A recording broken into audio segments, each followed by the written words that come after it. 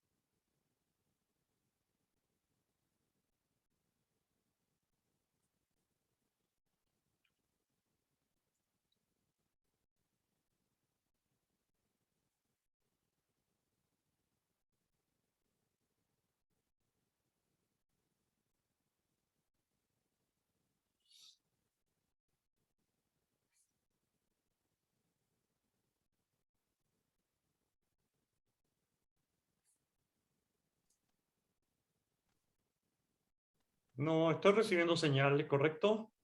Sí, sí, estás bien. Te vemos y te escuchamos. Ya, Maribel. También te veo y te escucho bien. Ya, ahora sí.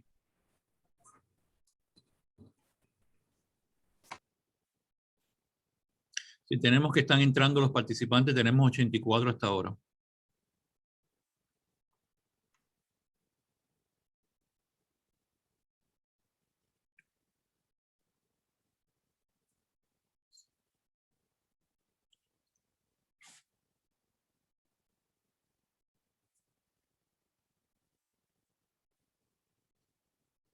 Lourdes, yo creo que podemos empezar. Tenemos 85. Ok.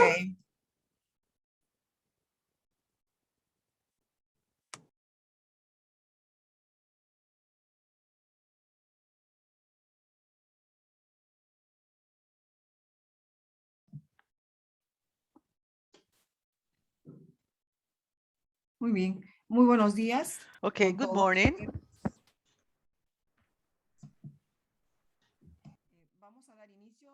We will start the second day of this workshop, November 16. I'm sure that we have had time to rest after yesterday's workshop, which was a very, very busy day with the participation of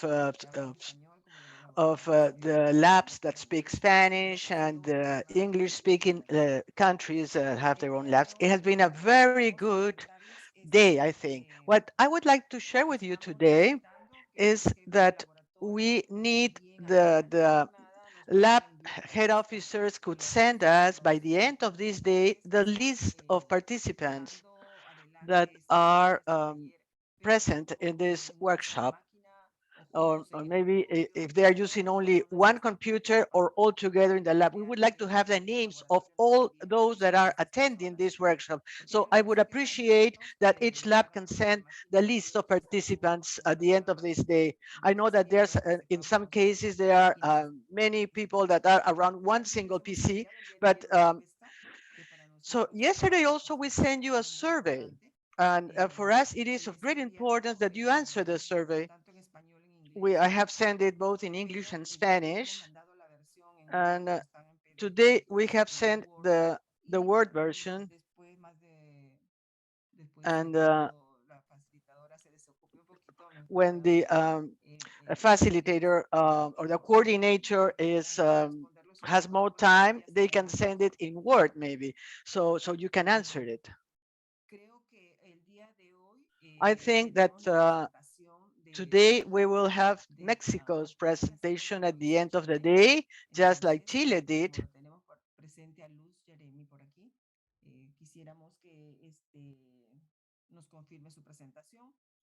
So I would like you to confirm your presentation. Yes, Doctor, good morning.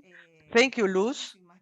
Well, with no further ado, I would like to wish all of us, I include myself, I would like to wish that this is going to be a very interesting day, just as it was yesterday.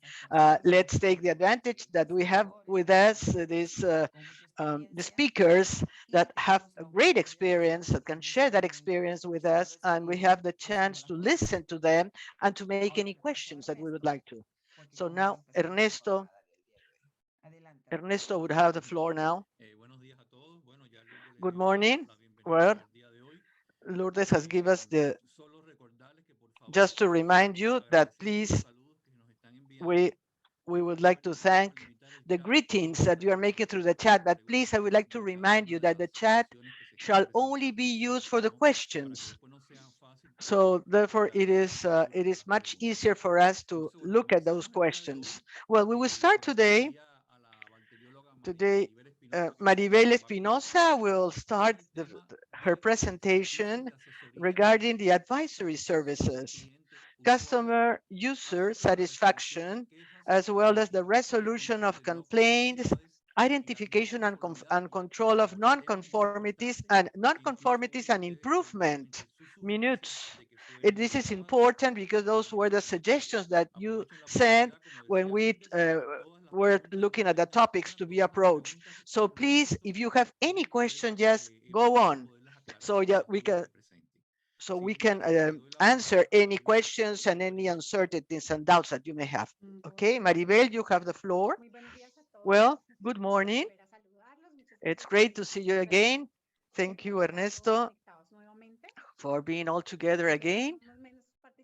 Although I think that yesterday you had more people that had entered, but I hope that they might be entering in the during the morning. But I will make the presentation not using the video really because I had problems with the connection. So I will so that you can I would like to apologize that I will just be using the video. I will not be using the camera. So I will be closing my camera. If there is any problem, any audio problem, please let us know. Please let us know. Well, today we will be speaking about very important topics as part of the improvements inside the organizations. Today we will speak about the advisory services, which is somehow connected with the customer satisfaction, resolution of complaints. Then we're going to have a break there, and the identification and control of non-conformities. And we're going to be working a little more in detail with the non-conformities and improvement minutes or minute records. The improvement minutes, it's the term that, but I think it was not ACTAS, but it was improvement measures or improvement actions, really. So it's not minutes, it's not actas in Spanish, but it's acciones. So in English, it would be like the improvement actions to be taken. This is somehow included as part of the corrective actions, preventive actions. So when the standard speaks about the advisory services, the special interest of the standard is that we have a clear picture of what do we mean by advisory with regard with the actions that I'm taking. The regulations in different countries have a clear idea that we do not do the diagnosis, that the diagnosis is done by the physician. That really, this is the medical concept as a result of the clinical condition of the patient, of the diagnosis, the examination, that the exam that we have done in the laboratory, and any additional tests or dynamic tests and exams. Ay buat hati tidak keadaan. Aku lagi lihat So aneh really, pas saya aneh keadaan. so please, can you close the microphone? We have had some noise interference. So diagnosis is not our responsibility. So therefore, as part of the advisory services, it's important to, first of all, to set clearly with documents Sudah hindi ako madam. what are the topics I will be providing advisory. Remember that we will be using the tools that we have spoken yesterday. First of all, to establish who are our users, depending on the context of each country. Maribel, I'm sorry, but somebody. ¿Pueden cerrarlos? Gracias. Y dos, también ayer hablamos un poquito de la comunicación, ¿no? Yesterday we spoke about the communication. So the idea is to establish, based on the context, what I must communicate using what means and to whom I shall address the communications. The standard says that we shall provide advisory, provide support to the labs, to the customers, to the patients, to our users in general. But regarding some specific points, for example, everything that has to do with the test itself. What kind of test? If I'm speaking with the physicians, I can recommend what is the most suitable test for the requirement of the physician. What is their matrix, depending on the condition of the patient. Sometimes they have a clear idea of that, but others not. So we in the lab sometimes have difficulties in communicating with the physicians in some context, because sometimes they send a sample that is not the correct one or the adequate one, or give some instructions that are not the correct ones. And this sometimes is due to the poor communication between the labs, because the labs say, no, the physician doesn't know what he's talking about. No, we need to have a clear idea that the physician is a physician and his area of specialization is not precisely lab exams. So if at a given time, the physician has a doubt, or in the general context, the users have any doubts, it is the lab's responsibility to speak about what are the best matrices, the conditions, and other aspects. Also, we know that we are familiar with the test. They do not know. They just know that test is for something and that's all. But it's we that we know exactly why these tests were designed, for what purpose. So from the pre-analytical phase, it is of great importance to understand that the advisory in selecting the test, whether to the patient, to the physician, or to other laboratories also, because that happens also with other laboratories, that due to the level of specialization, the exams that are done, or the complexity that can be found in these tests, sometimes they're not familiar with that. So therefore, this advisory is of great importance. Now, we need to see what kind of communication must be established, who will be responsible for giving that message. Sometimes in the labs, and in that case, in your case, in your country, it might be different, no? But sometimes in the routine labs, sometimes it's the customer service area.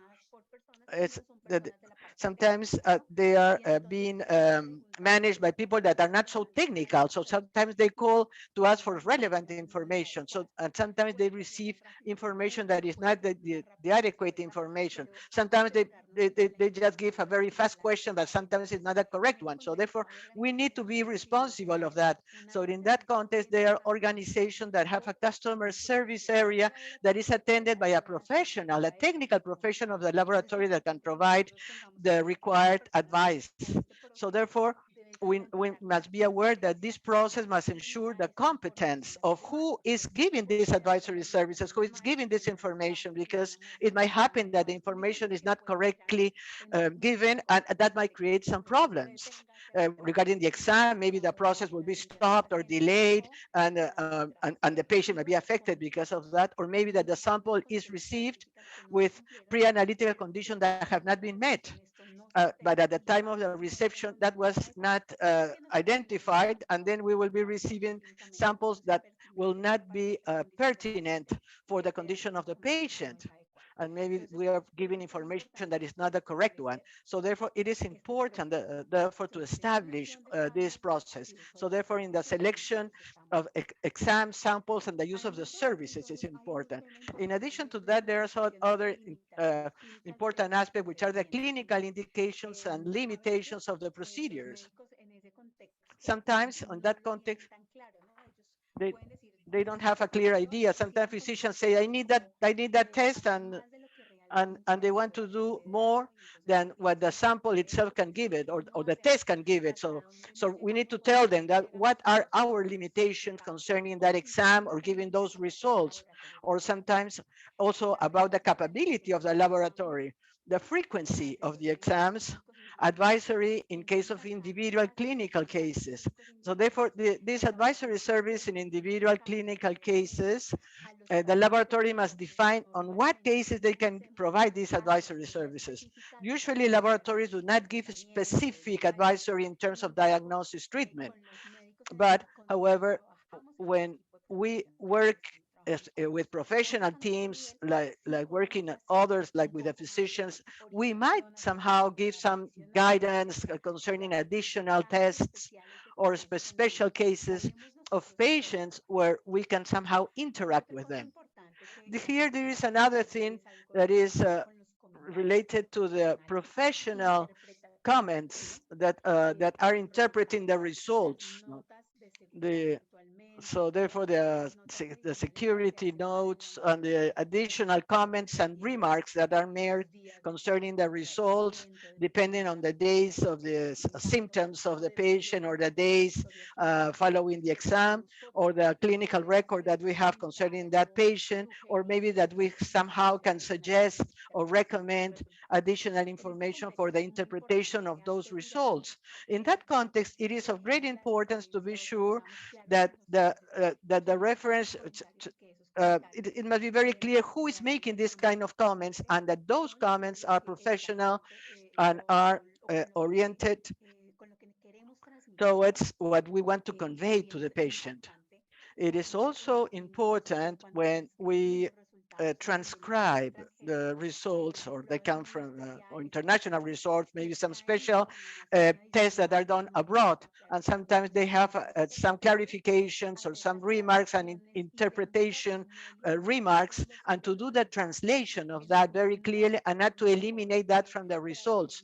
In a laboratory, I saw, for example, a case that they transcribe a result that has been given from a laboratory overseas, but they took out that comment because they considered that that comment was only for the lab, that we send the sample. But the comment that was included in that case was more oriented towards the patient. So therefore, then when we realized this was sent to the patient, or to the physician, she corrects herself, to the physician, but the physician was very angry because that was very important for the treatment to be given to his patient. So therefore, it is important to have a clear idea of that.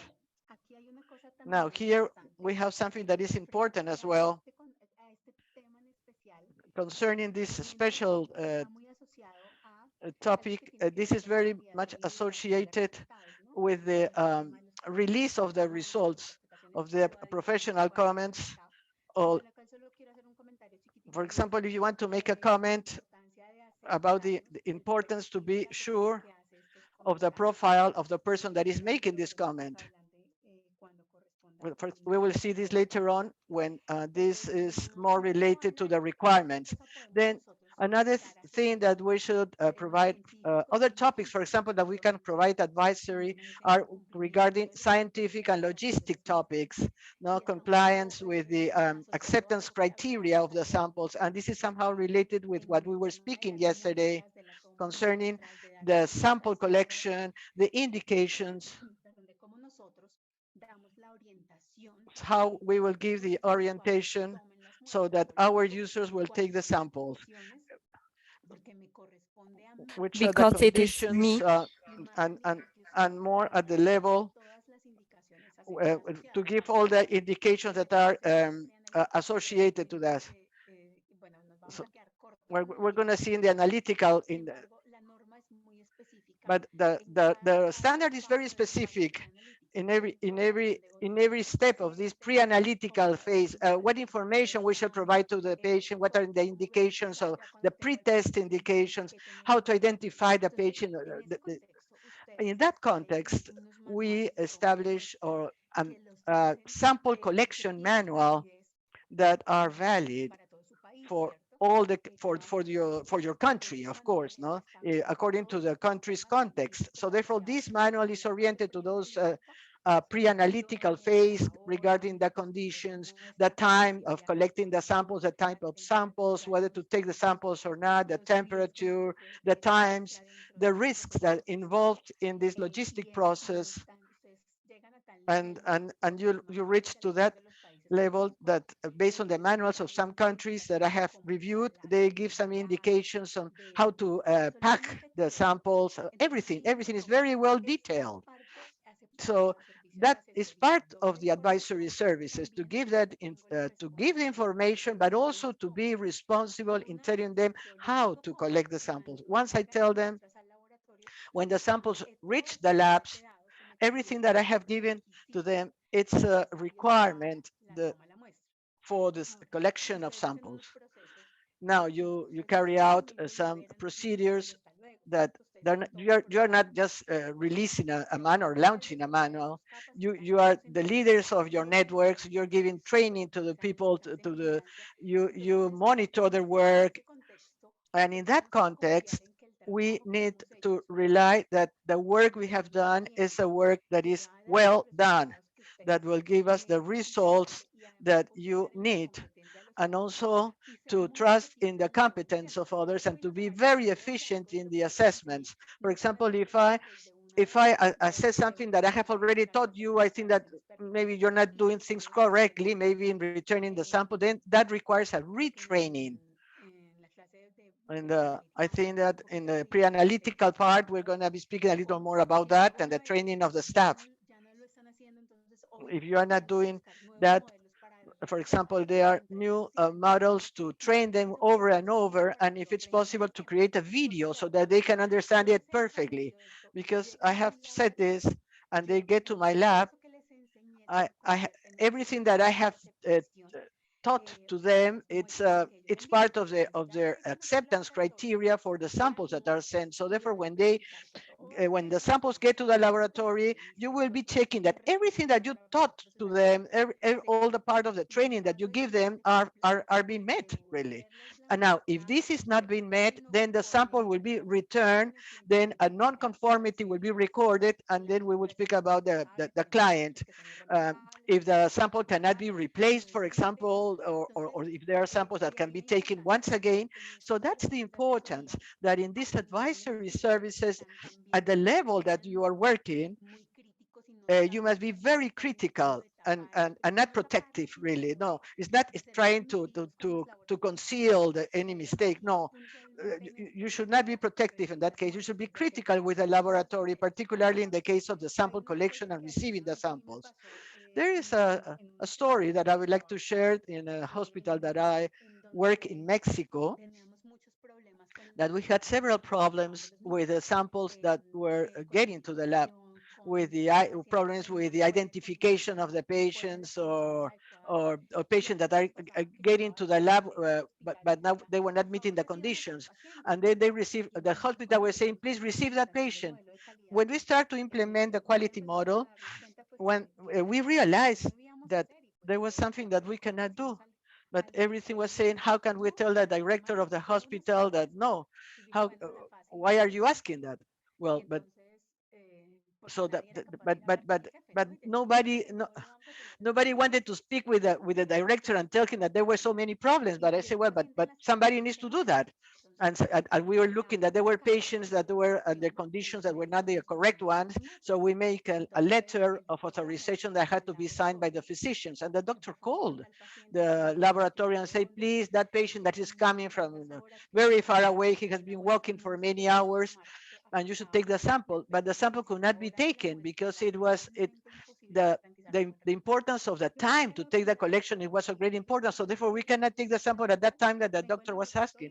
I called the doctor and I told him, doctor, my name is such and such. I have received a patient that you have just referred for us to do the samples. We're going to be collecting the samples. There is no problem, but we need someone to sign a document in which you are accepting the responsibility, because we have a very clear idea that the sample cannot be processed at this hour of the day because it will have some effect on the result. And maybe the result might change because the sample was not taken at the proper time. So therefore, please, you need to sign that document in which you are taking the responsibility. And we will process the sample. And the physician look at me and say, no, we cannot do that. No, just cool out. Don't worry. Please take the sample the next day in a given hour. So then when we started to implement and to return the samples to the other labs, that's when we're going to be creating the learning, because what we are doing right now is to receive and the conditions of these samples. We are contributing that this should happen over and over again. So therefore, in this case, the advisory services is not only to teach them, but also to, for example, if I'm giving them, I should require from them what to do. So que nosotros realmente podamos It establecer. is very important that we can really decide and put in this number if it is if I should do this, if not, how I will going to implement this, who will delegate this in the organization. And there's another very important issue here in organizations. I don't know what your experience is really and the level that you have in this topic. But what happens a lot is that sometimes physicians came into the lab and they want us to run the tests as they want, in the times they want. They do not understand, they do not actually know the provision of services that we have, our times, our working models. And then they come to the lab, and in many labs, sometimes what happens is that the doctor arrives, comes, and like he or she doesn't find someone to talk to. Like sometimes I say that it's an issue of empowerment, not knowledge, because we know what we do, but sometimes we are not that empowered, and the doctor says something and it's like even the chemist wants to say something, they do not know how to talk to the doctor. So it is also important to think very well about the profile of the person that provides the advisory services and at what level. When you see to talk to another professional, to a person from a high level vis-a-vis the knowledge of the patient and the chemistry, it's the lab person that does this needs to have the same level. We all not have the same facility or possibility to communicate. Not all of us are empowered. Some of us are a little bit shyer, some others are not shy, some others might know many different things, but it's difficult for us to talk, to maintain it. Maybe by phone is easy because telephonically, when you're on the phone, you can use a book, a text, or whatever you have in order to be able to provide that support. But face-to-face, it's more difficult. So that is also important. Know that you should establish who is the person responsible for communicating with whom and at what level, so that the competence of the lab is not seen wrongly from outside. just because there's a difficulty in communication, because for me it is crystal clear that it's not about knowledge, it's the easiness to communicate. And yesterday, actually, someone was talking about the person that the quality person should have, the profile, right?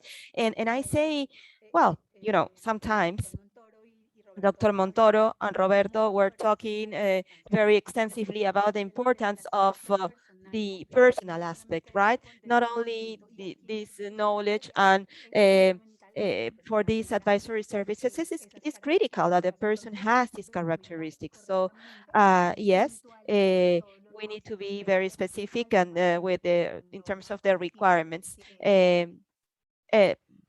Demanded by the standard, required by the standard. Now, in 4.8, the standard talks about resolution of complaints or complaint resolution. What does it ask us from? This is a number that if you will review it, you know, it doesn't say anything else that we see here, okay?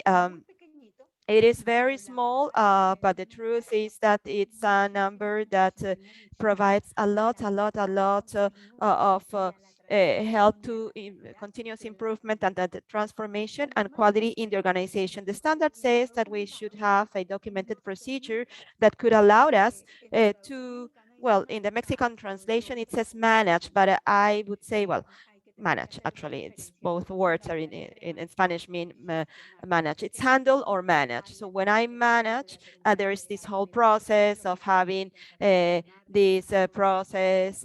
I have to manage the whole life cycle of something in the organization. And it says for complaints, claims, and other requests received from our users. Who could our users be? Well, we talk again of physicians, patients, lab personnel, companies, you know, insurance companies, maybe manufacturers or vendors, and any of the stakeholders really that could have a complaint or have a request, and we should keep records of all the complaints, their investigation, and the decision made. Please, you can see that the standard here is giving us many things for something that it looks so small, right? First, document, right? Document, well, that's the simplest part. We have a procedure. What should we do? Who does this? How? Based on the document procedure, but it says all possible. Well, it says complaints, claims, and other requests, right? So the first thing that I need to do in this procedure is to describe how do I do to collect all this information, right? And nowadays, there are many tools that the complaints box that we used to have in the past was what we used in the past, but nowadays people conduct telephone surveys, they call the patients because of all this issue of the care protocols. People, there's not much contact, people comes very fast. Actually, last week I had an audit with a lab that has an application, an app that it's in the internet. It's a free app, and through WhatsApp, what they do is they send to their patients a survey in which they give some spaces, some fields to describe what are the complaints that they might have, or if they have any comment or request. And with that, they can collect all the information in a clear manner and record it without any changes, because it is very important to listen to that third party, to this other party. Sometimes when we receive a complaint, we try like to minimize them, right? We have a complaint and we try like to reduce them a little bit internally so that we can manage it, because it's a complaint and it can be a non-conformity. It might require an analysis, a root cause analysis. We need to look at the scope and everything that we will see after the break. And that makes the process very cumbersome, very difficult, or labor extensive, but it is though very important that we can get to the details. Please realize that sometimes this happens with the clinicians, and you have to see how you get to this level. Sometimes once you listen to the comment, the physician in the lab asks, chemist, can you tell me how are you doing with the creatinine tests? Because I think that lately patients have been having very high or low results, or I expected from this patient a higher result and I didn't have it. And by nature, we say No, doctor, the control is okay. I'm checking it. Everything is okay. I review, check it every day before I report this to the patients. I review these things and everything is okay. In the last 3 years, we might have had some experiences with some of the labs that I work with in which we have sit and we have listened to these I think of the physicians, because no, we usually do not pay that much attention. No, doctor, we are doing this okay, everything is okay, because that's what we have to do and we tend to say. But in 3 opportunities, in 3 different institutions, actually we run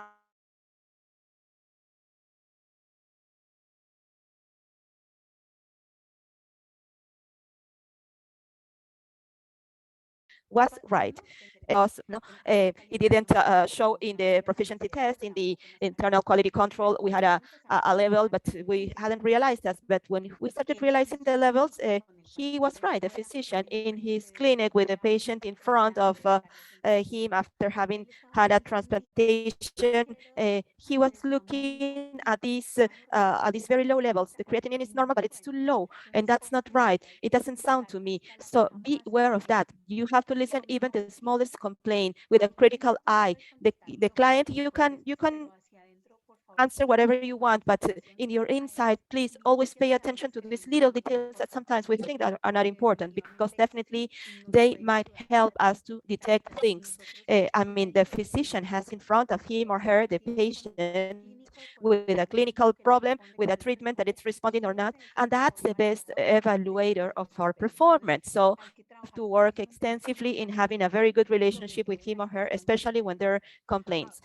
Now, it says that we need to keep records, not of all the complaints and the investigations and the actions taken. So it's all of them, not just some of them or the ones that I consider, all of them. Later on, we will see if for all the complaints I really need to have a corrective action or not, because for that, we will have this whole issue of the non-conformity management. What do we need to do in each one, in each case, really? We will see a little bit. Try to understand that sometimes the client complains, and a complaint is always associated to a service, to the provision of the service, to the time, to the attitude, probably to the fact that the person was not kind with the patient, the time was not the adequate, there was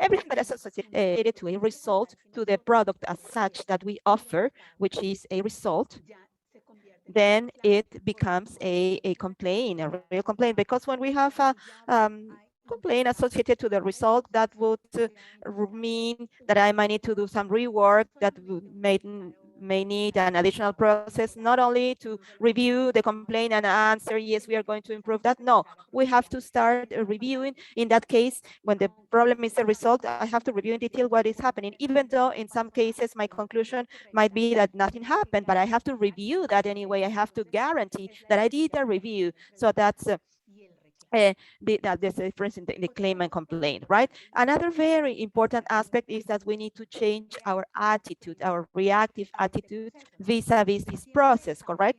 So we always see this like a claim, a complaint is something negative, and this also has to, that comes from the top level. Sometimes as at the level that you are, I don't know if that happens to you, but there are places in which this happens. Since we are the lab, like we are the ones who know when someone has a complaint or a claim, first, we are not that open. We do not have such an open channel to receive claims or complaints, and even less when it's about the result, because no, we know everything, we have the best methods, we do everything following the protocol, but we should always have a very good attitude towards receiving complaints, because maybe even they are right or not, if there is a complaint, it is because there is something there is a risk there in the process, and therefore I can transform that into something that will contribute, that will be positive to me. It is very important then to work with people in the organizations with regards to the attitude we should have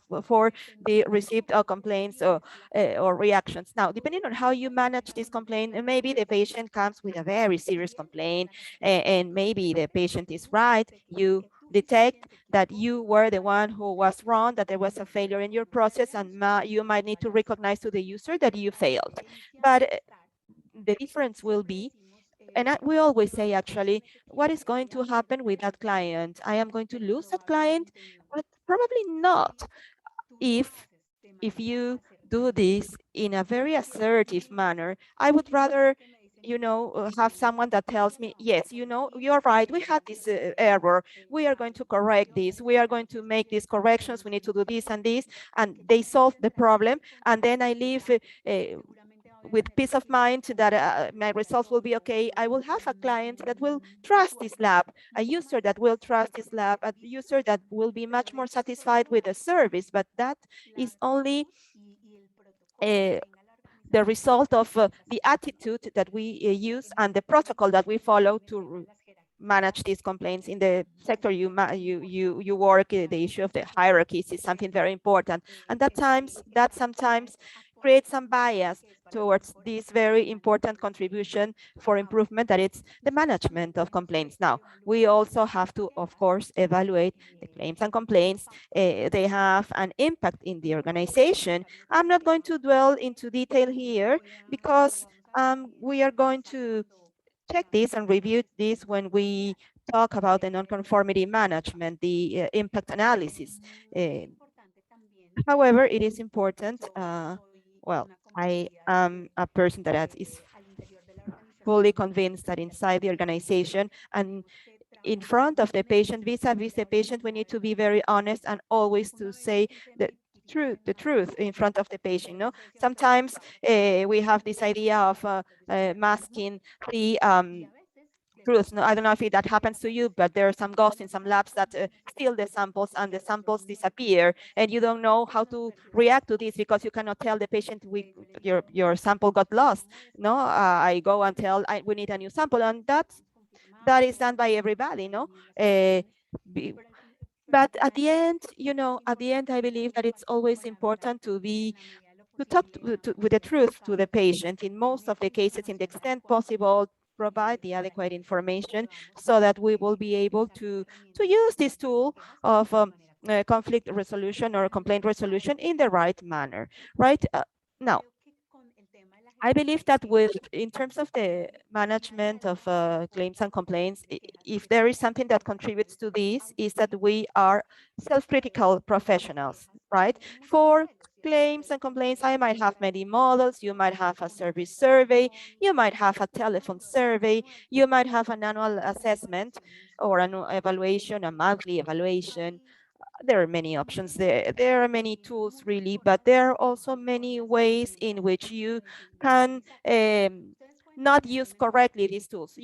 For example, you might design a survey that you will use as a user satisfaction survey. So with that, you will see all the complaints or claims about your service. These surveys can be designed to be sent by the telephone, face-to-face with a hostess at the entrance of the lab, and when the patients are waiting or when they are leaving, they apply the surveys.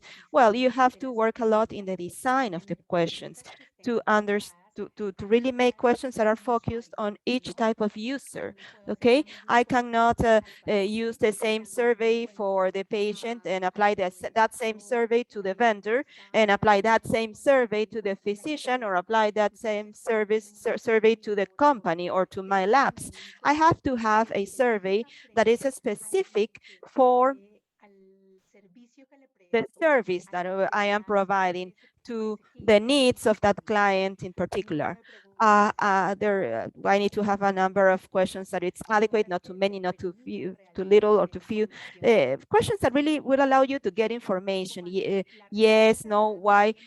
When the answer is an answer to a closed question, it gives me some guidance, but that's it. But when I need a little bit more information, I can ask open questions so that they can answer or give them some distractors that will really allow me to get to know that information, not to bias the questions or those kind of things. Now, you design it, you have it perfect and everything is great, but no, then you ask the question, this same questions every day to the client. So we make this tool lose value because people the first day will answer everything okay, the second day as well, but the patient that has to come every week after the fourth surgery will say, no, this is enough.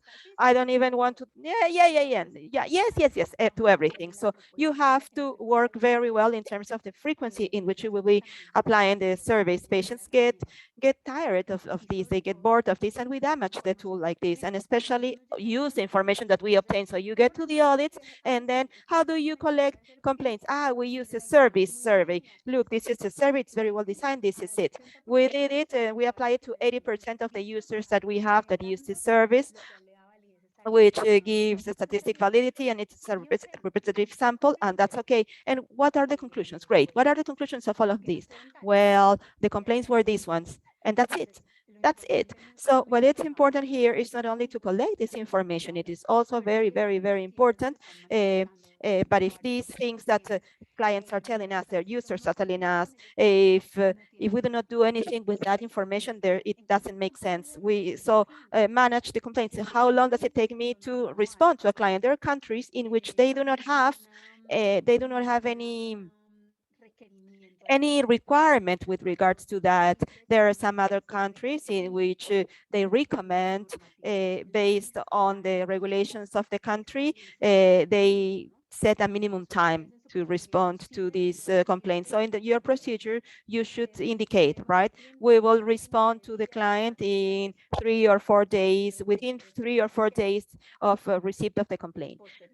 And then the internal time, it can be a little bit more extensive, the management time, I mean, because I need to register this, I need to run the analysis, find the root cause analysis, and correct and apply the corrective actions. That might take more time, but vis-a-vis the patient needs that you answer, reply to them, and tell him, yes, we have received your complaint, we're doing this, we're in the process, or we will respond to you later on, but it's been processed. So it's very important to answer, reply to the client, and to start doing this and managing the complaints very seriously. We will see a little bit later on in our next session the issue of the identification and control of non-conformities.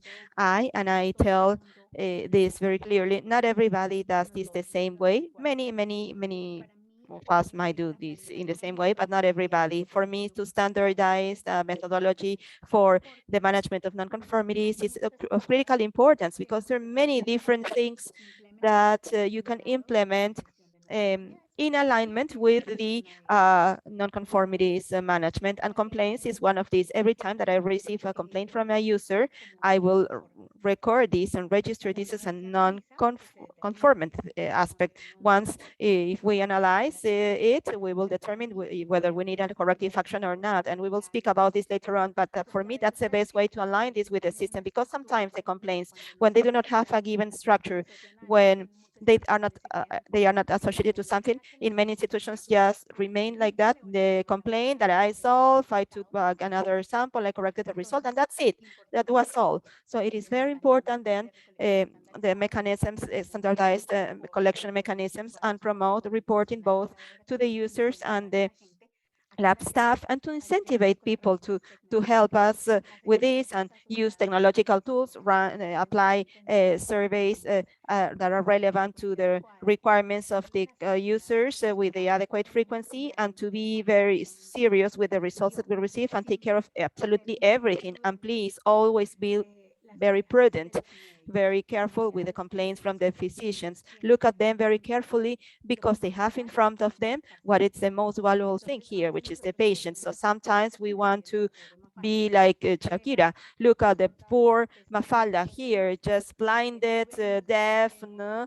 And we do not know, we do not see, we just don't want to see. We are in denial, no? So she's like over her head, no? It's sometimes that we do not want to dwell into, but it's something very important that we need to manage these complaints very well in our organizations. It's very important. Do we have any question?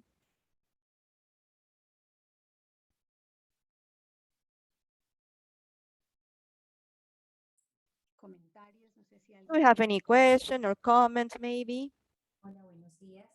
Hi, good morning. Good morning.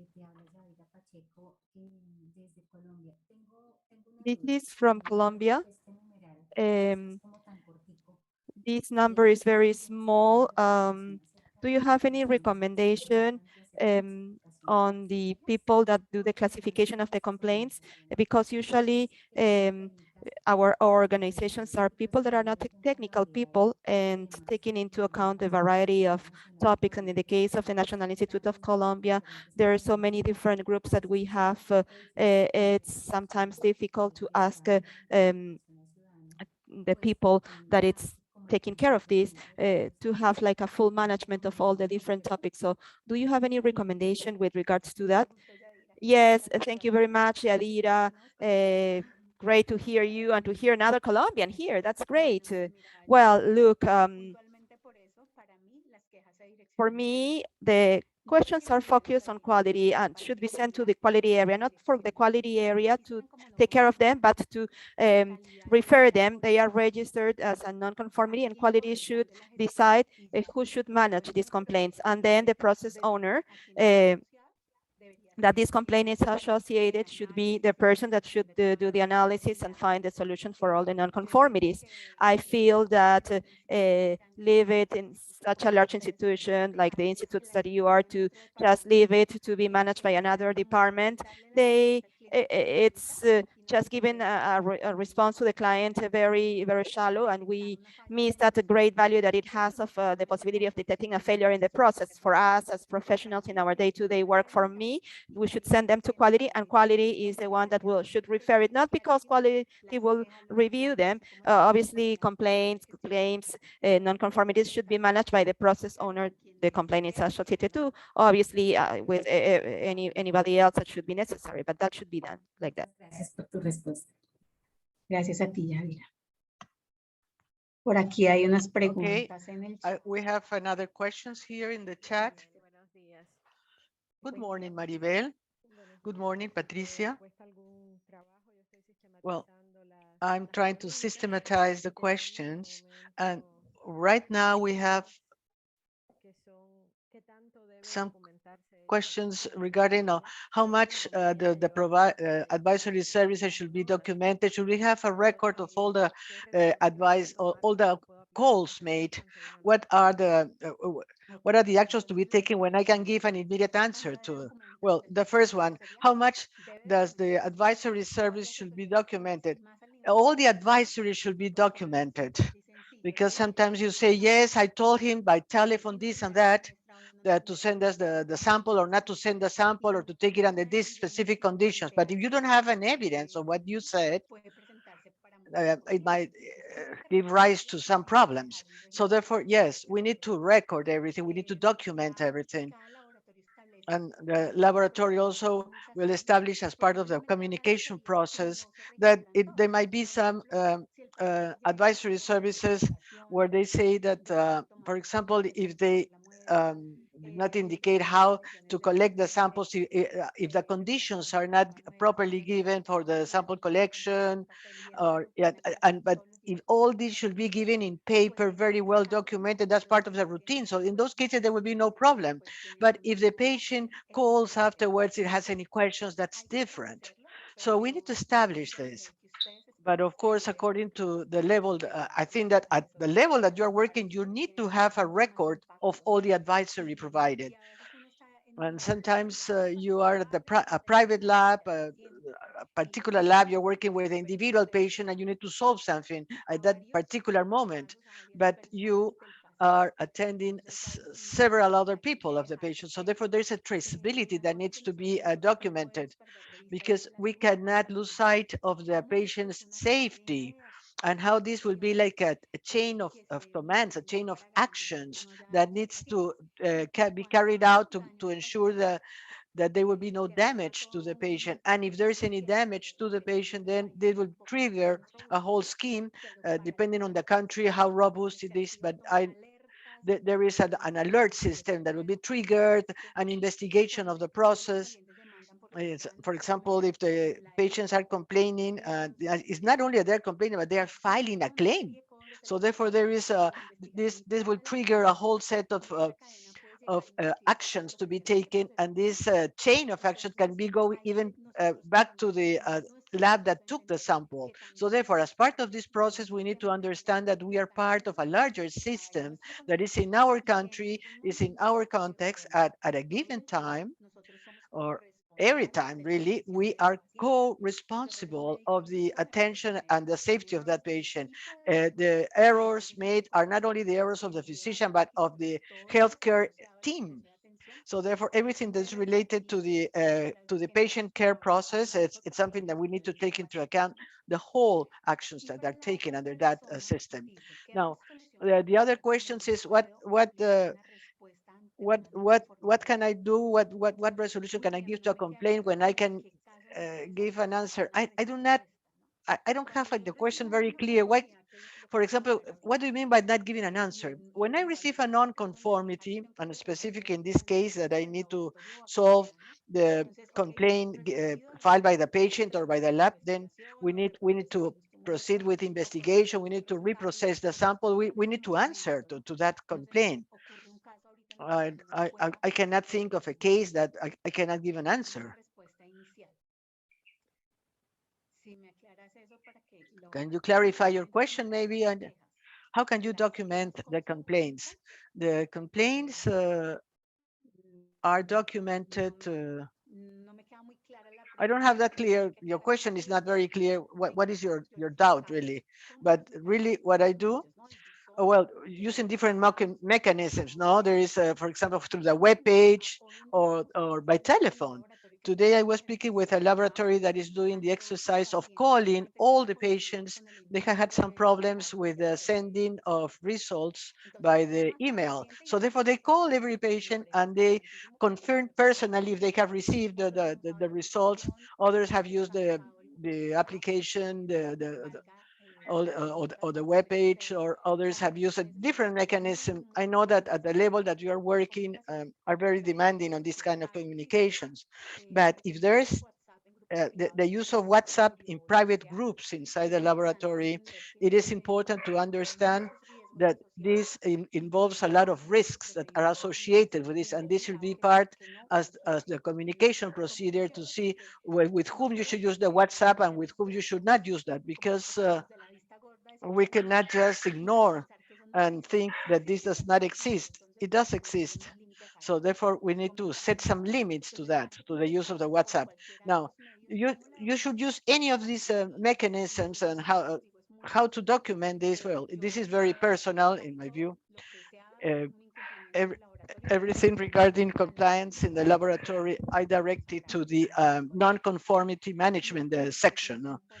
Now, here they are asking how can we manage complaint. For example, a client that is complaining that they have not received the results, and the client did not wait for the results. So therefore, Tanya, I want to understand what happened, that the patient left the lab and the patient didn't wait the time required to give him the result.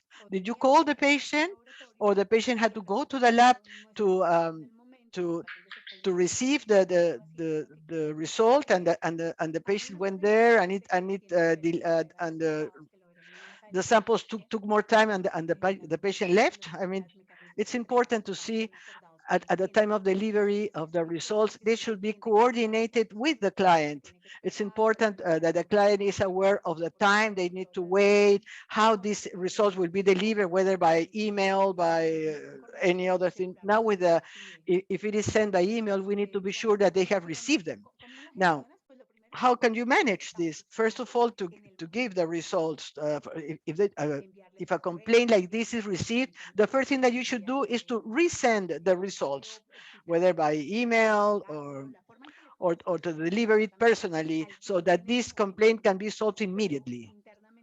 But internally, you need to check what happened, to make a root cause analysis to know what happened. What was the cause of this, so that you can take an action to solve this, and it would not happen again. If the client is the client that did not wait, well, we can take the client. Well, we can tell the client, well, you need to wait for this this time, and you didn't wait. So therefore, having that information, I mean, It's important. For example, William says, for example, we received a sample we received samples for a next process. However, the sample was taken out of time.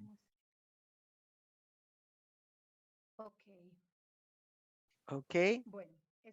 Well, this has to do, you tell me if there is a complaint that cannot be solved right now. Well, it's in addition to the complaint, you need to see two other things. First, the pertinence of the sample, and two, those samples that cannot be replaced.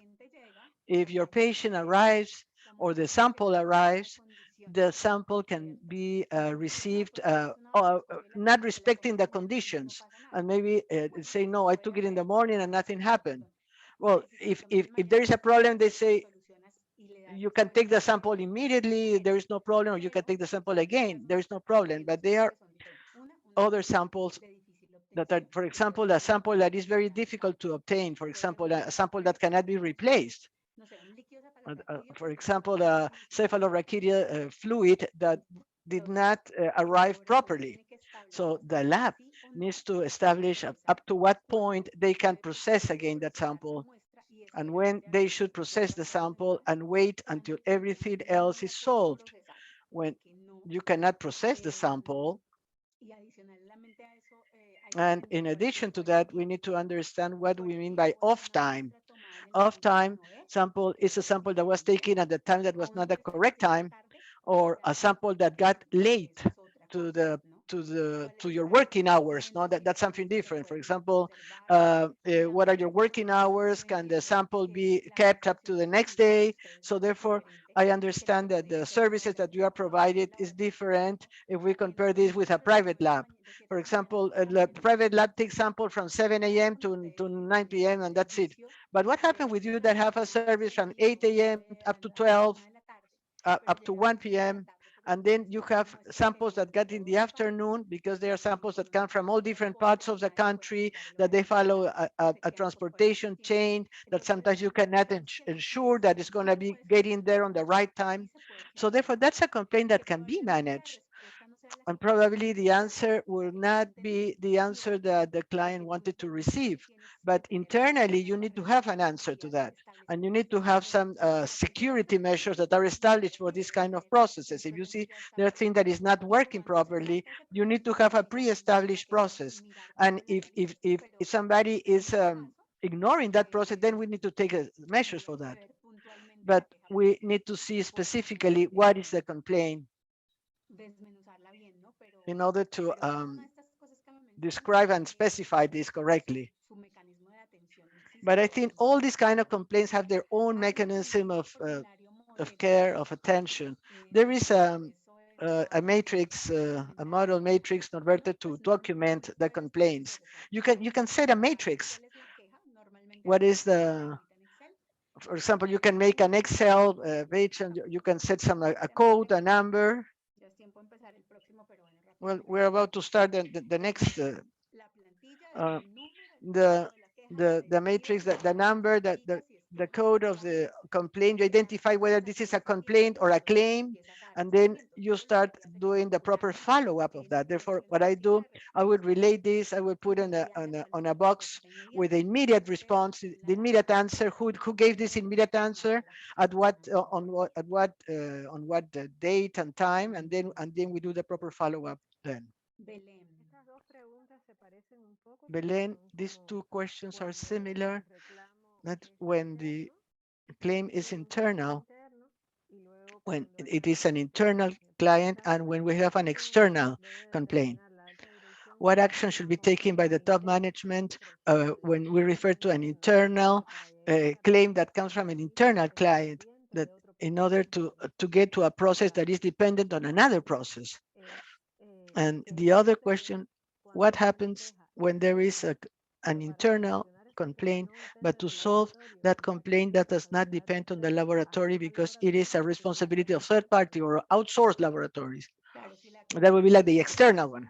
Well, if those third parties are part of the organization, the complaint should be attended by all means. For example, when they require the participation of other stakeholders, we need to review that. These were all the questions. There is in the case of a sample that is difficult to obtain, I don't think if this is a question or a comment.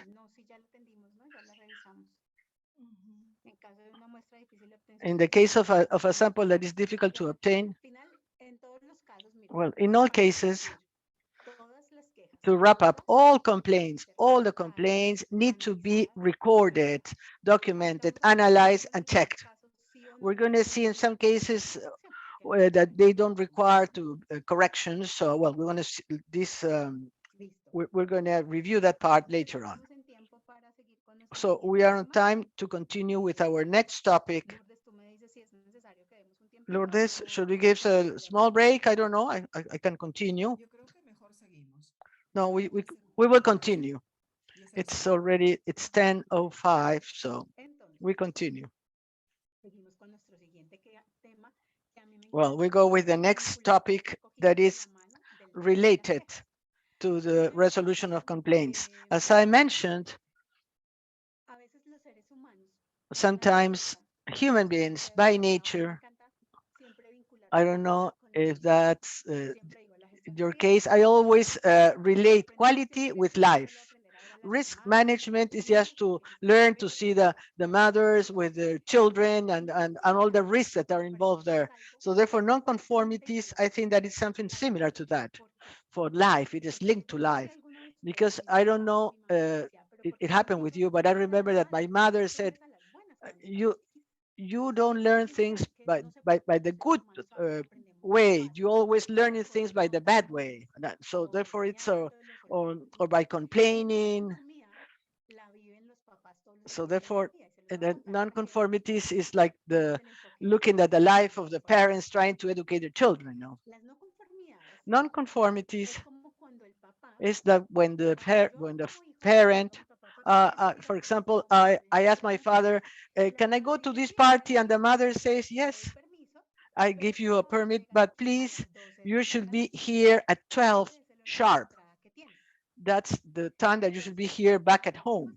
Now, when the son goes to the party and does not get back to the house at 12 sharp, or it gets to 12:05, 12:30, that's a non-conformity because he has not complied with a requirement that I have set for the permission that I gave him. So what happens here is that depends what is your reaction on that point. If the father just lets the son to get there at 12:30 instead of 12 and does not do anything, then the next time the son will be reaching at 12:30, at 1 a.m., at 2 a.m., at 3 a.m.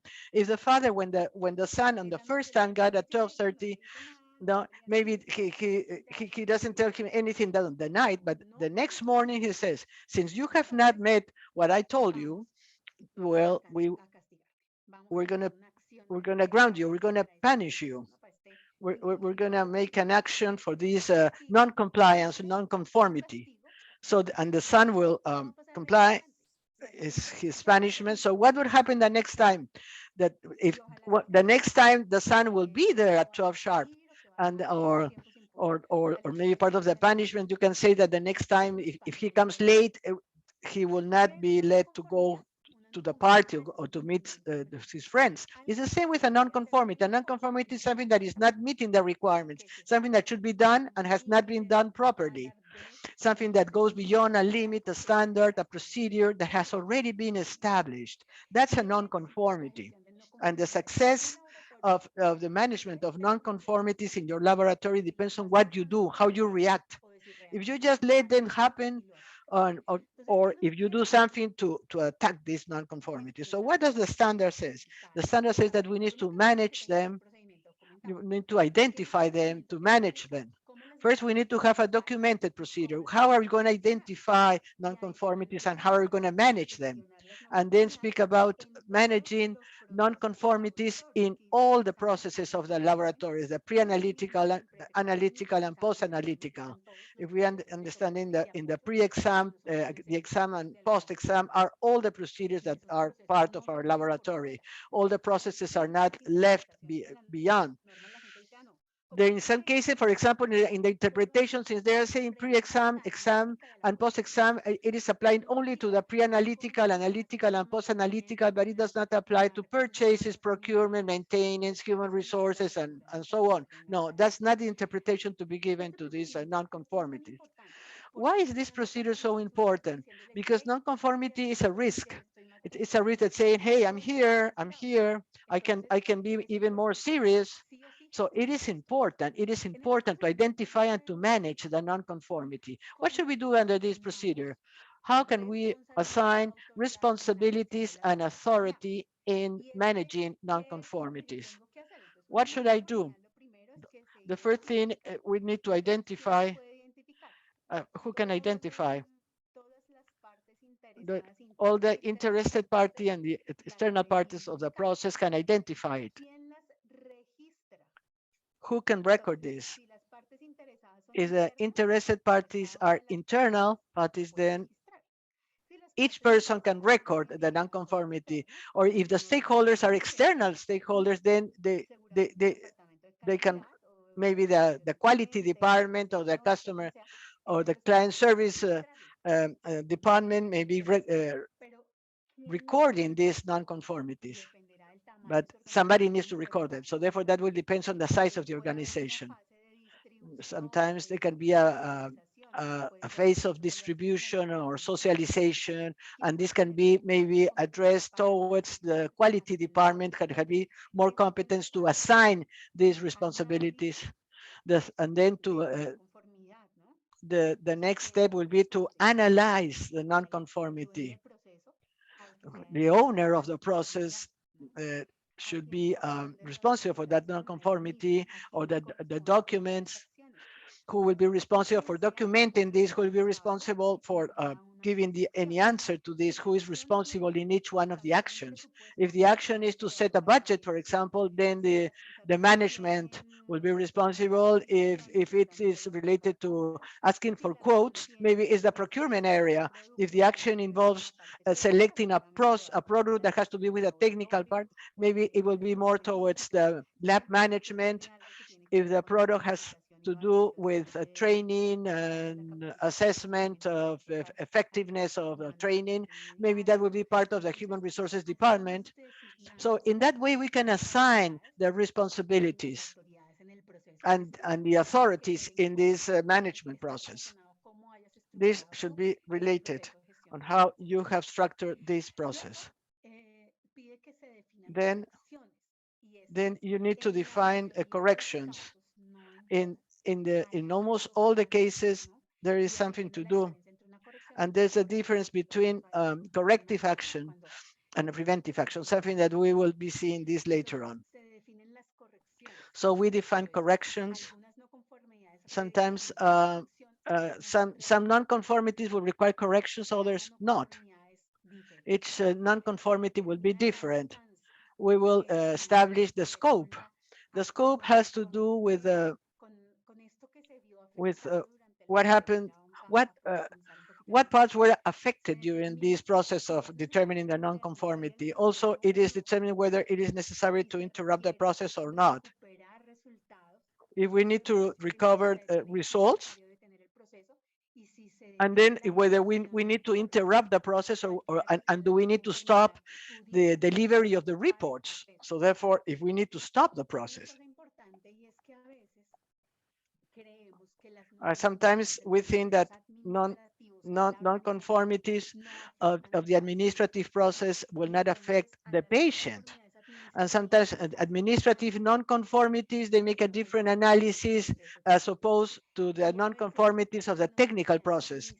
And sometimes there is administrative non-conformities that has a serious implications in the technical process. So therefore, I do not recommend to disconnect these non-conformities or to manage them separately.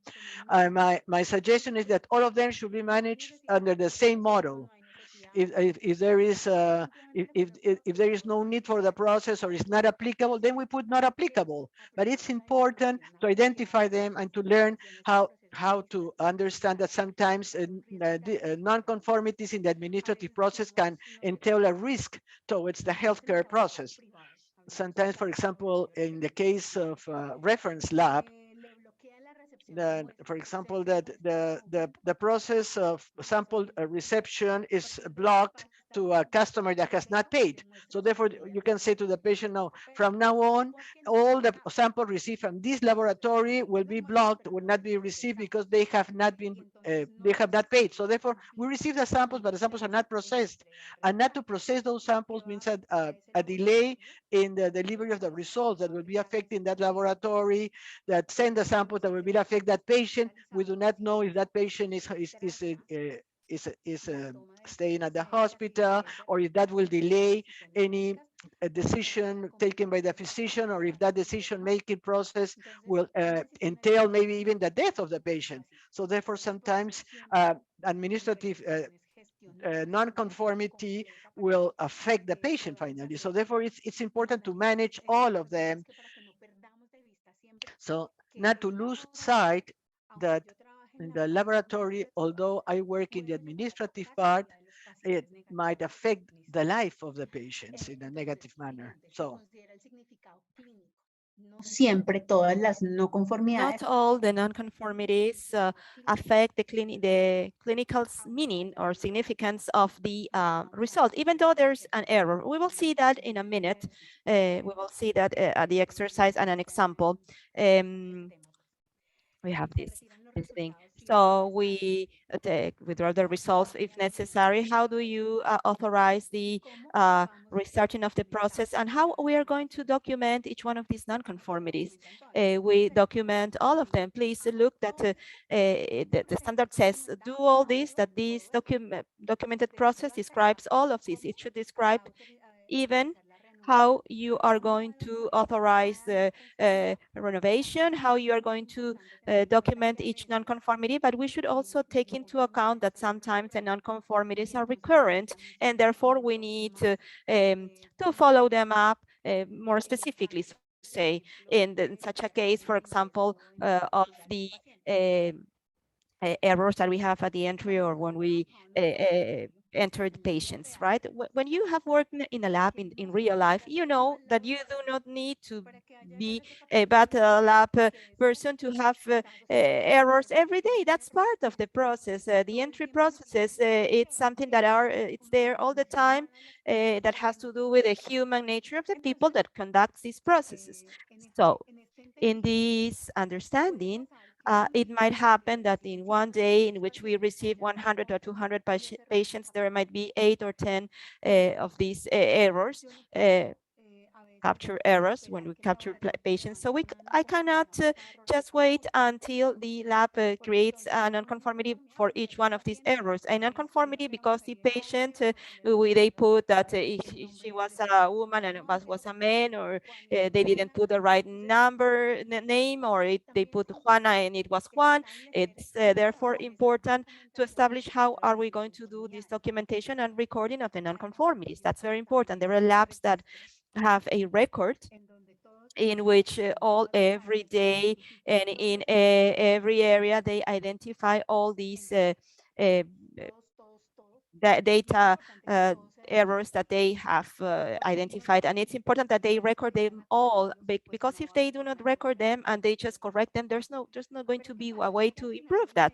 But what happens? We get until the end of the month and then they say, oh, this person had 10 records, the other one had 20, and in the other side they had 5 more, so we have 35 in total. So yes, now maybe at the end of the month we can see and unify these 35 records that were corrected at a given point. But now I can see it and I can review the 35 of them. I can analyze them. I can establish which was the specific error we made in each case, at what time each one of these errors happens, to see whether there is any trend in there, if all of them maybe happen at the same time, or how did they happen, and if all of them were from the same screen, the same point of care, if all of them are maybe associated to the same person or it's different people, right? So at the end of having making this analysis, then I can document and then I can make the specific analysis of the non-conformity. So the most frequent error, which one is it, at what time, with what staff, to take a corrective action that will really allow me to solve that non-conformity, right? To solve that problem. So you can see here how, even though you will record them all, we register them all, not everything that happens in the lab sometimes can be managed as a non-conformity, because I cannot, I don't want to have the lab managing 35 non-conformity because there is an error at the, when we enter the patient data. So the lab here needs to establish in this procedure when a non-compliance is managed, immediately analyzed, immediately taking actions, and which non-compliances that are very few, but like in this case, for example, from the data entry errors or things like that, when these non-conformities should be recorded and managed and solved, but they are managed in time intervals, because what we cannot have is that these errors are not managed. We have to manage them, because at the end, the most important in these cases is to detect the trends, to be able to take actions that could really lead us to solving this non-compliance. If the lab needs to take an action, of course, to identify, document, and eliminate the root causes. Here we have the tools then for analyzing the root cause, and we will speak about them a little bit more later on. With these tools then, the lab must find this root cause and determine the action that should be taken in that specific case, right? So here the standard says we should determine and document the corrective action. However, sometimes it's not only one, there may be many, and it is therefore important that in the analysis of this nonconformity, we can get to that conclusion. There's an important thing here, which for me was very important since I got to know this version of the standard, which is the definition of nonconformity and the note that we have in the standard. Then it says the nonconformity is a non-compliance with requirements, but the note says other frequently used terms are accident, adverse event, error, event, incident, or happening. And therefore, if we go and we check these definitions, when we talk about accidents, adverse events, incidents, we are talking about what? We're talking about the patient's safety.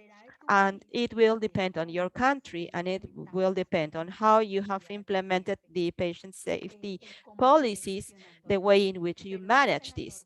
But from the standard, you can see here what it says. Other terms used for nonconformity are these ones. So it is from here that I say, well, very well, then we can take advantage of a very well-structured tool that we have designed in our lab, that it's the nonconformity analysis associated to the root cause analysis, corrective action, preventive action, correction, to analysis of context, scope, impact, effect, in stakeholders if necessary, right? If that's part of the process. So I believe that this non-conformity management will give us, will become a very significant support for us to be able to manage, no, in the investigation or the analysis of the root cause analysis that are associated to the risks, to the events with the patient safety, associated to the complaints, and everything that is related to a non-compliance in the system. But let's say that this is a reading that I think that provides value to us, and that's why I share it to you, because I think it really adds value. Where do we find non-conformities in the process? Well, this is very important, and this has to do with, I was just telling you, in all the processes, there are non-conformities, right? We can talk about, well, any process it is, analytical, pre-analytical, support, strategic, we can always find non-conformities in all of them at any time in our care of the patient, not only in the analytical process, and additionally to the audits as well, right? whether internal or third-party audits. There is an important aspect here, which is that depending whether the non-conformities are audit or no, depending on the audit and depending on the organization, they classify them in minor, major, minor, A, B, C. And those classifications in some countries, they set sometimes to resolve its non-conformities based on these classifications.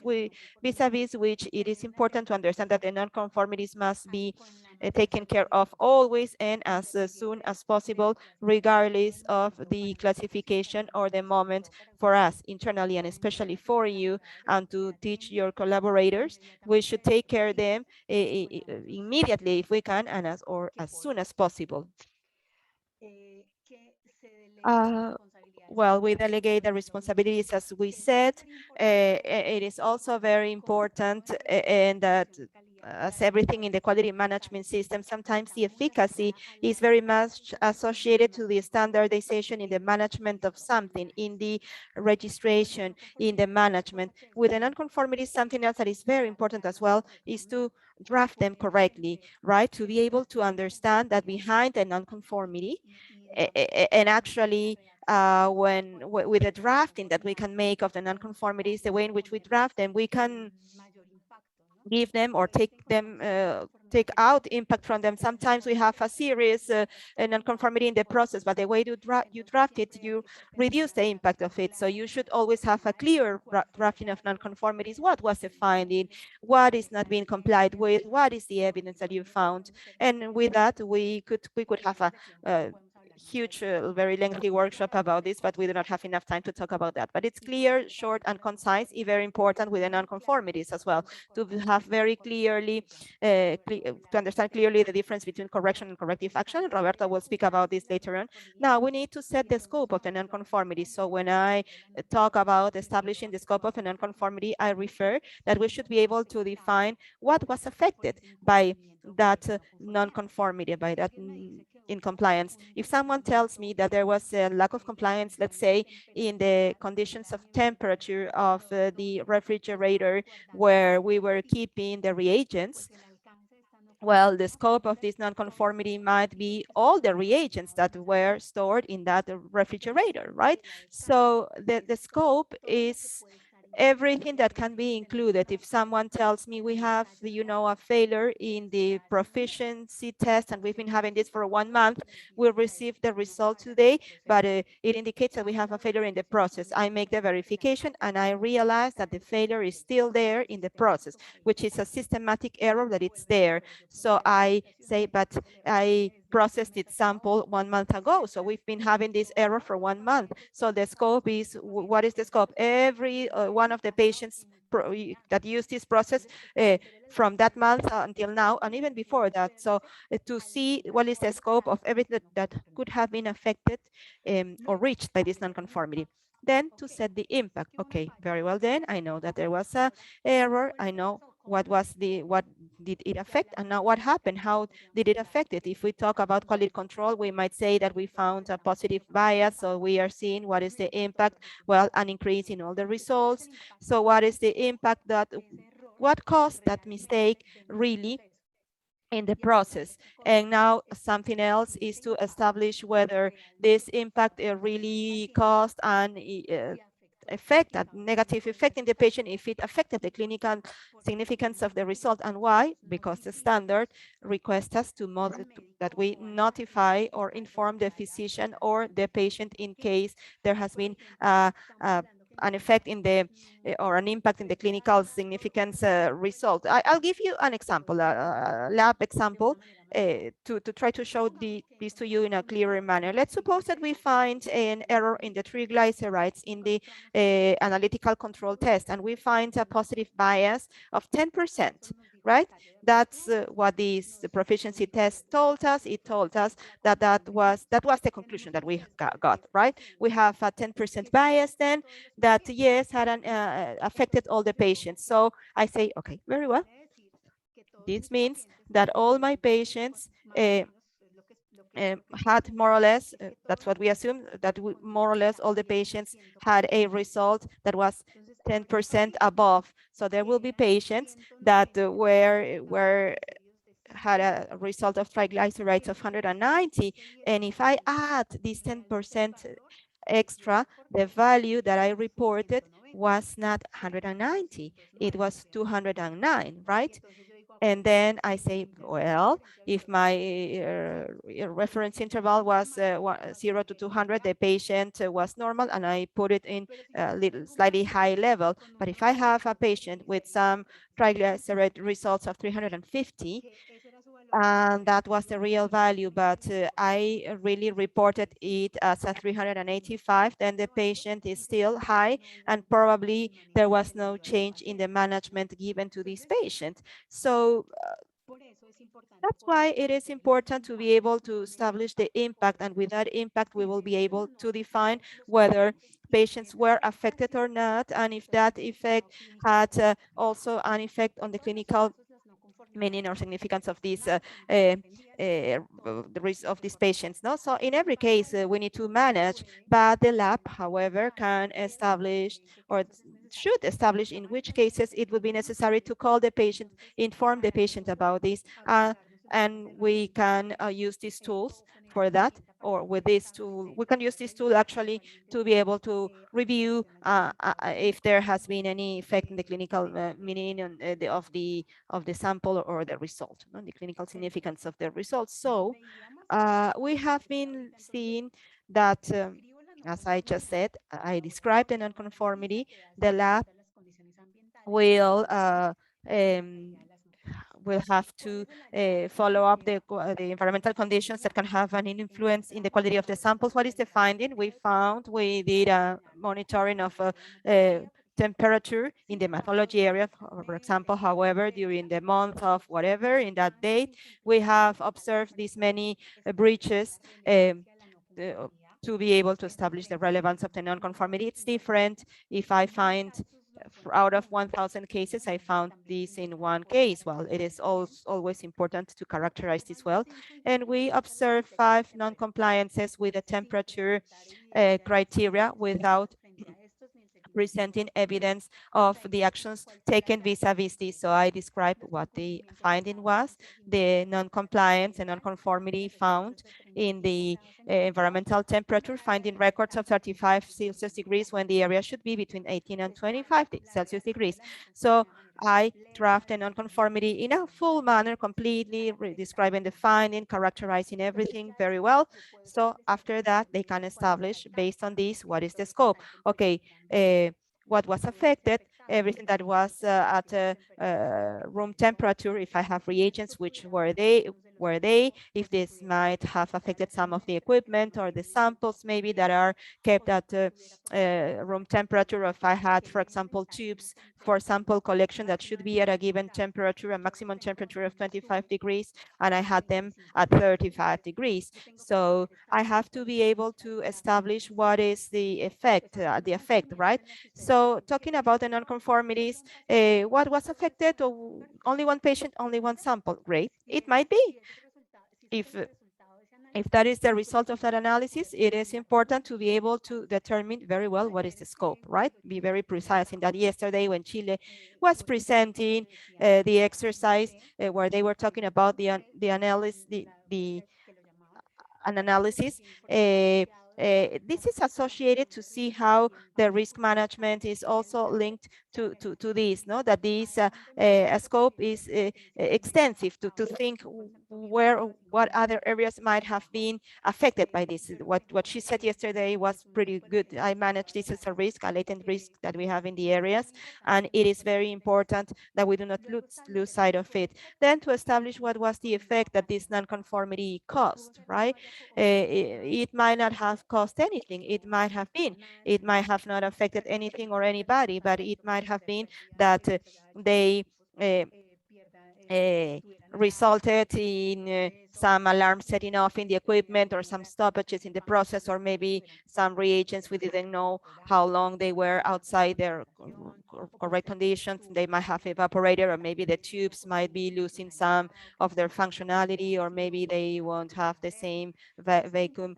I don't know. It's important to understand what was the effect that this non-conformity had in the process. Now, what was the impact?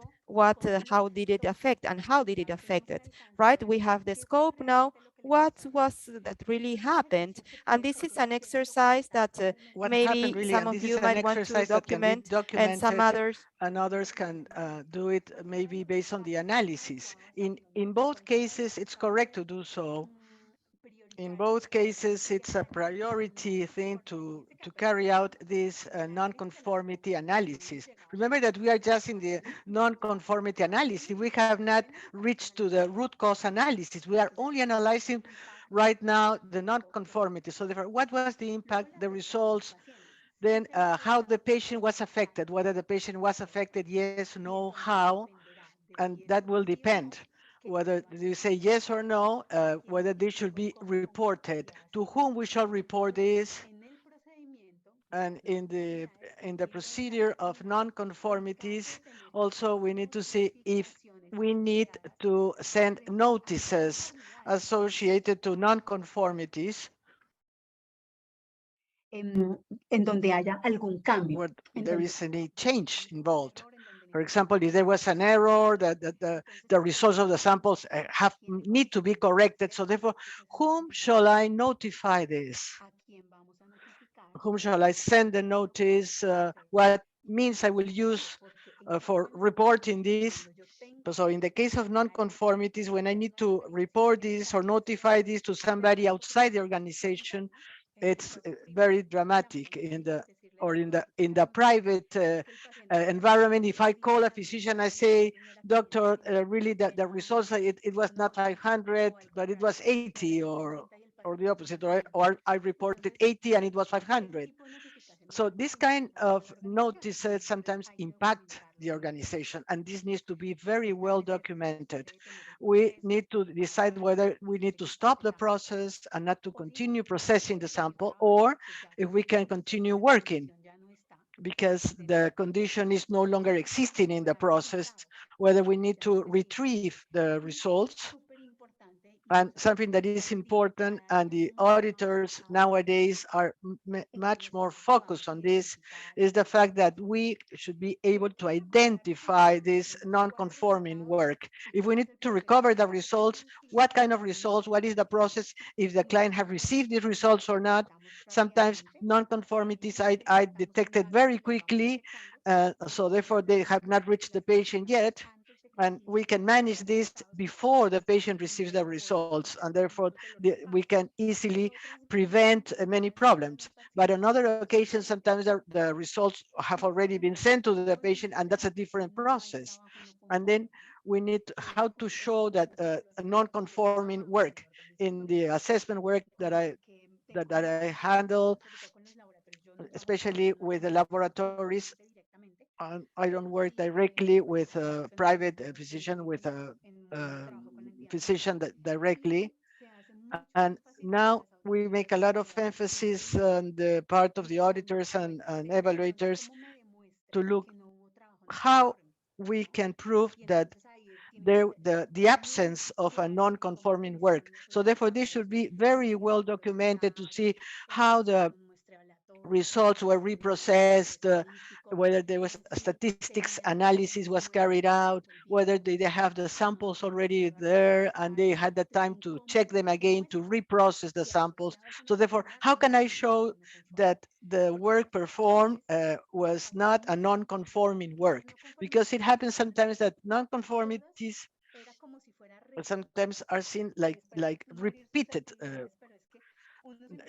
Sometimes you find over and over the same non-conformities over and over that has a serious impact that affects the patient, and we find these non-conformities. They say, no, well, that the root cause was that the lack of competence of the staff, and the corrective action that will be taken is a training. When the results have already reached the patient, and it had these errors that have been repeated over and over, and they just think that everything will be solved by giving a new training to the staff. So let's be careful about that. We need to work very, very carefully in trying to strengthen the management of non-conformities, to do a proper root cause analysis, to see all the factors that have contributed to these non-conformities, because this is the opportunity that we have to learn from these mistakes, to learn from these failures or faults that usually we can find along these processes. So these non-conformities, if you do a proper analysis, you will be able to establish the origin, the source of this non-conformity, whether this is critical or not, the level of criticality, and therefore to see whether this has happened on other occasions, if this has been systematized or not, or whether this has continued occurring. So what is the real context of this non-conformity? So therefore they can establish the actions to be taken. In the audit processes, it is very frequent that you find based on accreditation audits, I have seen laboratories where they have not been managing properly the non-conformity, but they have just solved this with a correction. But if they solve the correction, the error continues in the system. So it's very important that we have a clear definition of the actions that needs to be taken and not just to correct things.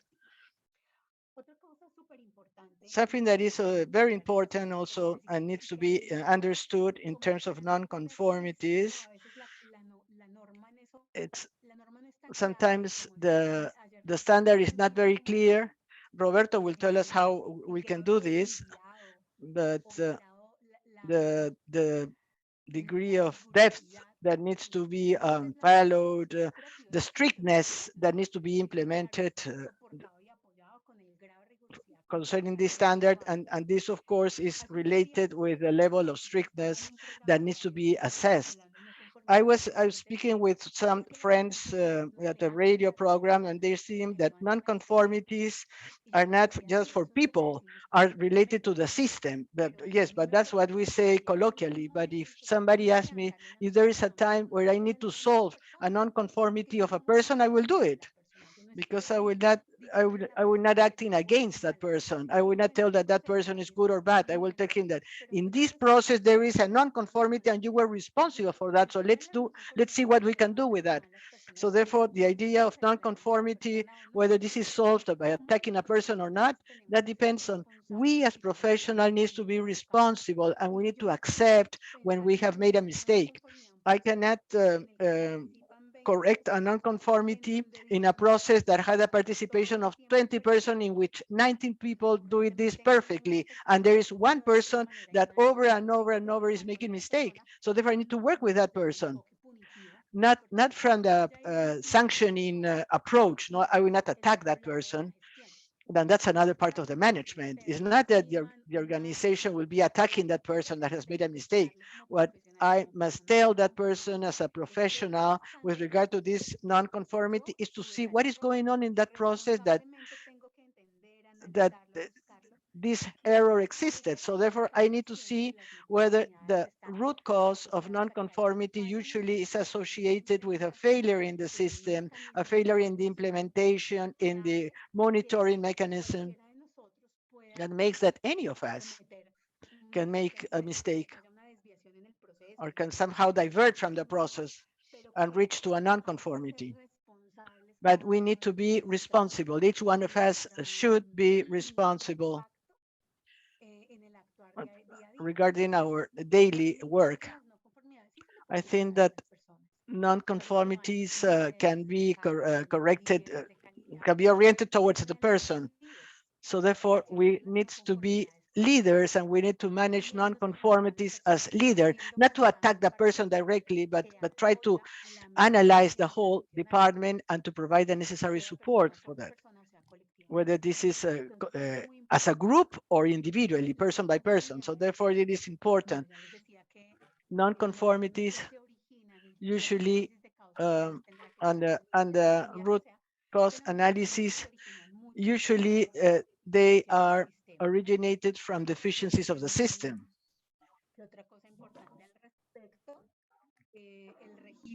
Also, the how do we record these non-conformities? We can make a format. It's very simple. By Google can give you a lot of ideas how to record these non-conformities, but it's important to do this benchmarking from other cases. So it's just not only to take the internet and take any format, but to check and to see maybe 2 or 3 alternatives and to tailor these according to our needs of my own organization, so that we can take the added value of other formats, but to tailor it according to the needs of my own organization. Well, I can continue speaking about this, whether this is an external or internal finding, whether if this is associated with the risks of the safety of the patient, and also we need to see to what process it belongs. But we don't have much time, so we're going to stop here. I don't know if you have any questions, any comments. I'm all ears.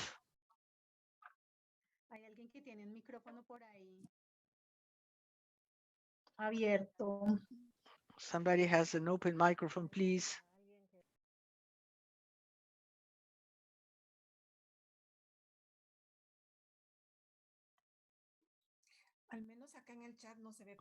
At least in the chat, there are no questions.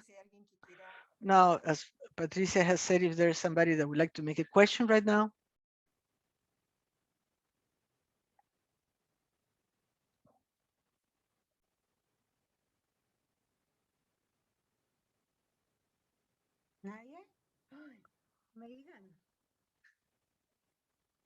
No questions? Well, it's a very interesting topic.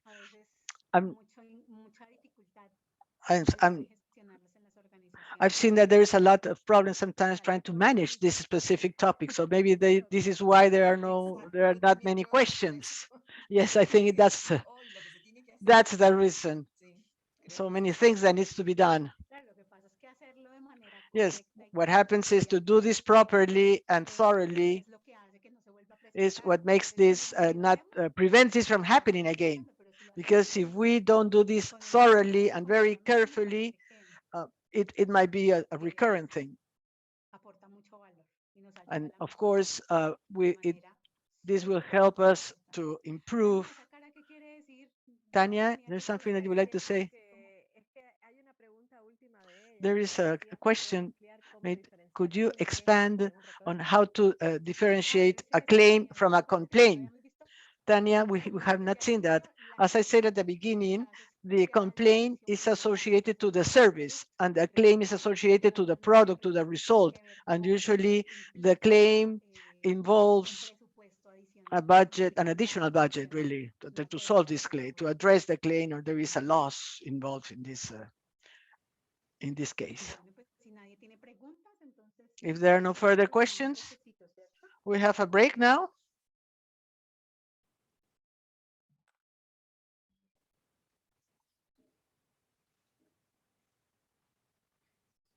Hay una pregunta ahí. Claro, Diana, si quieres puedes abrir. There is a question. We have a question here in English.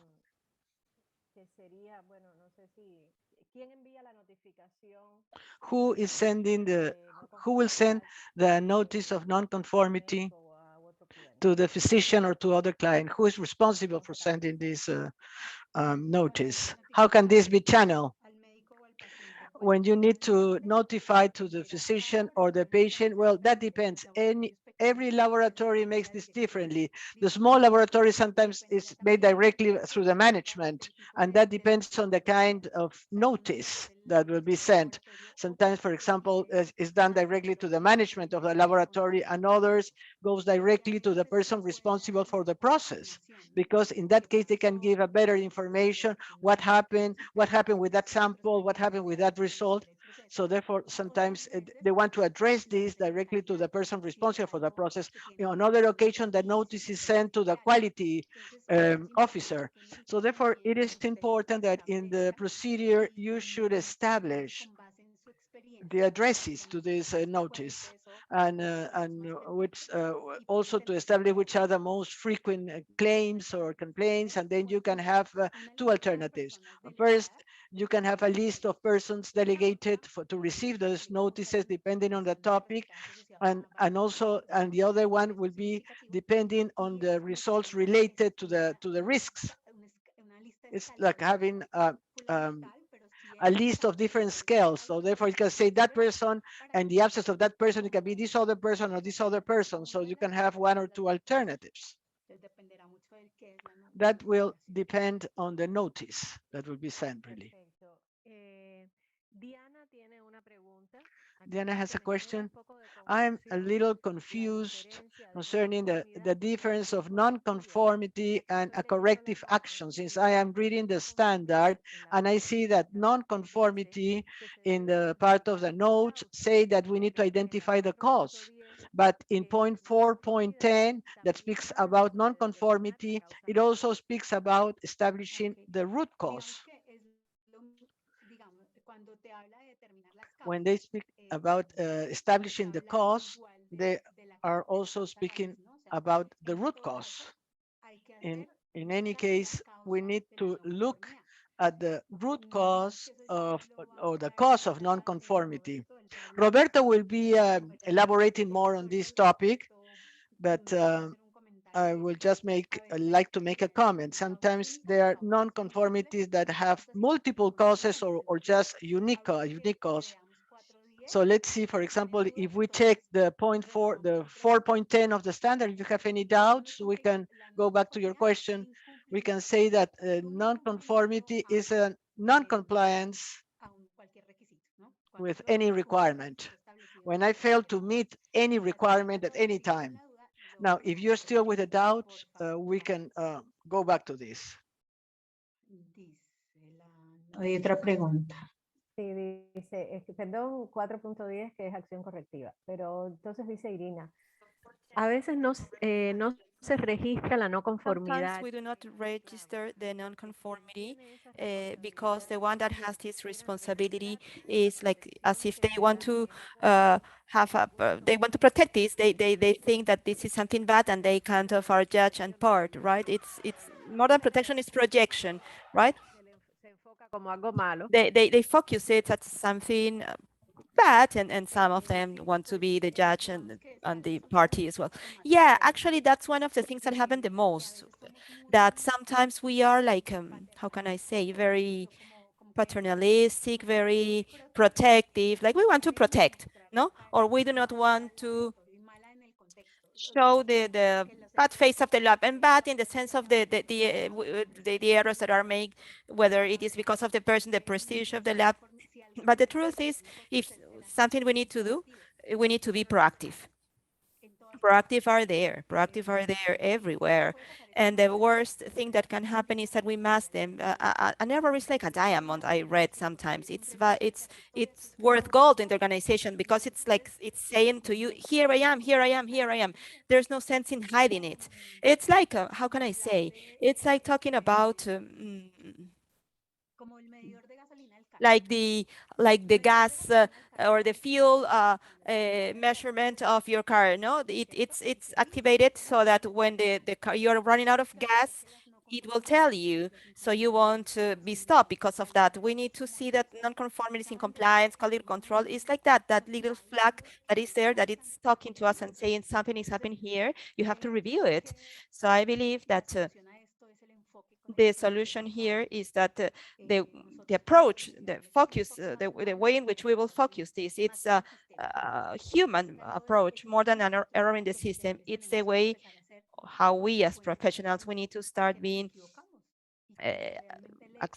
we need to accept that we can make mistakes, and that the reason for my being in this life is to improve, to be better. We live life, and in general, in every sense in the life, we live in a continuous improvement. So that's why we improve. That's why people exercise. That's why we study, because we want to be better human beings, better people.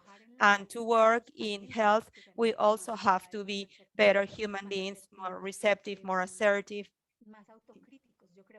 more self-critical. I think that that's maybe one of the main challenges that we have in the quality management systems and in the audits and participating in evaluations, to be self-critical, right? And to be able to self-manage ourselves in a better manner in the processes. I think that that's the objective of a quality management system. That should be it. What is the difference between a non-conformity and applying a corrective action? We will see that now. Roberto will have the next 2 sessions. He will discuss that. So if at the end you still have the question, we will see that, but probably it will be answered into those presentations. And there's a question from Sully as well. Could you please clarify what is the difference between observation and non-conformity? It's just for it to be clear, and especially to understand this when we have it, and to see how do we take care of them, or how should we feel when we are in front of one of them, when it is an observation and non-conformity. Well, so first from the standard, we have the term non-conformity, the standard, right? The observation, it will depend on the context that you give to it. I believe that you are asking, I've seen in some other labs actually that they have like incidences, no? And what they created was like a term to register non-conformities and manage them. So the observation in the model of the standard doesn't mention non-conformities and observations. So that definitions, or if you have that in your context or in your country, Porque para la norma, the context you give it, you create this context because for the standard it's conformities or non-conformities. Now, you might speak about a real or actual non-conformity or a potential non-conformity. It might be some authors categorize them like that. Actual non-conformity is a real one, while a potential is non-conformity. It's something latent in the system that hasn't become material, like a potential risk and a real risk. But observation as such in the standard, no, they do not put it like observation. So I cannot define it to you in the context of the standard. He mentions that it happens in the audit. For example, they manage observations and besides non-conformities. Okay. I think that this refers to a potential risk. Yes. So what happens in the audit? What happens is that in the audits, from the external audits, if you have established, well, there are some that have it as observations, some others as suggestions for the improvement. That might be. And what happens is that maybe in the audit I go and I find something that because of the recurrence with which I find it cannot be raised as a non-conformity. So for example, let's suppose like what happens very often now with all these things of the harmonized, globally harmonized system, no, in which we should have the system in all the organizations. This harmonized system, the countries that have adopted it, there's an open microphone, please, could you mute it? Well, so this system, some countries, they have it already in a standard and they have it ready and regulated. So that's great. So I might say to a lab, I will raise a non-conformity because you don't have it already implemented, the DHS, but in some other countries, the government let them until 2022 to do it. So there I can raise an observation because of the impact and the context is not a non-conformity. So sometimes you leave observations and suggestions to things that are not non-conformities, but that the lab could start doing to improve, but in the context of the external audits, especially. This happens in that context, especially, right? Anything else? Well, I think that we are done with questions. Very well. Sully, thank you. Yeah, my pleasure. Well, that's what I wanted to share with you for today. We have 3 minutes for a break. See? Okay, is it okay? So while we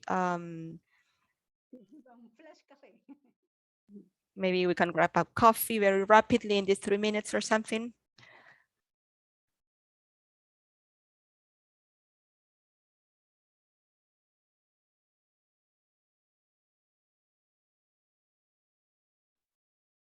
Estiramos las piernas Lourdes? un poquito. ¿Tú me avisas? Sí, creo que a las 11. 2 minutitos. 5 minutos. Muy bien. 2. ¿Vos cuánto? Yo tengo aquí 4 minutos. Yo tengo 10 y 58. Yo Ah, también bueno, tengo 2 16. minutos entonces.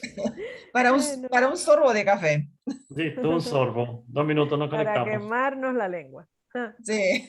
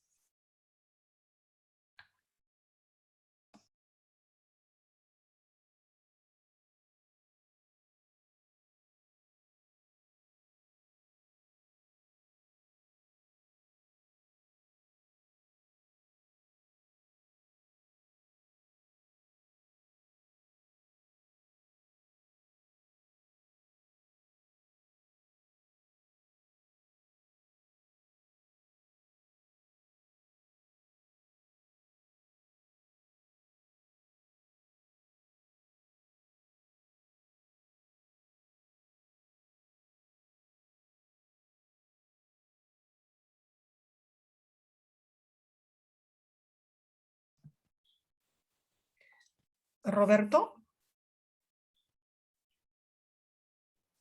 Roberto.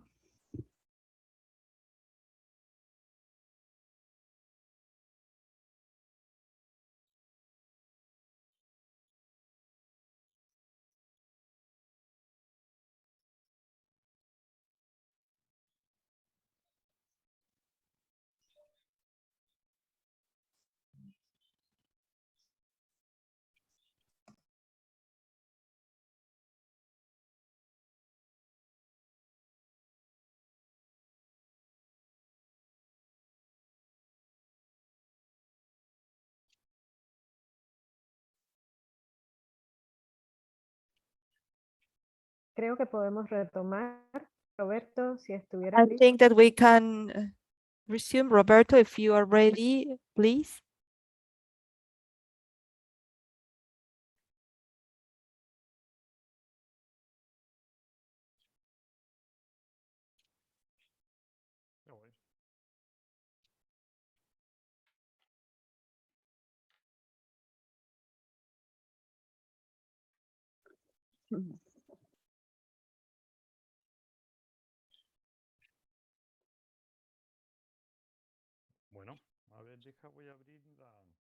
Okay, I'm going to share my screen.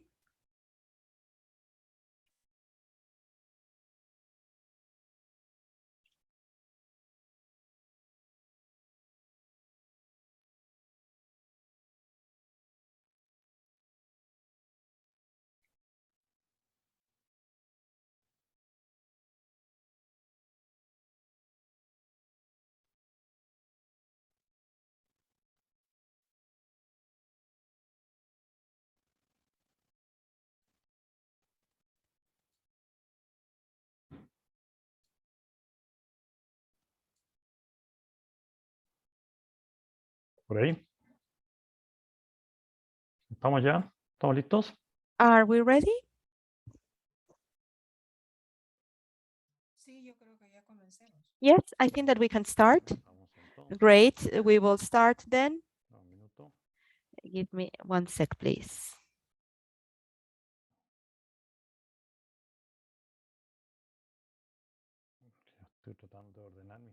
I'm trying to sort out my screen. So, well, it seems that we are ready. Can we start? Lourdes, you were saying something? Yes, yes, of course. Let's start. Okay, I'll set my timer.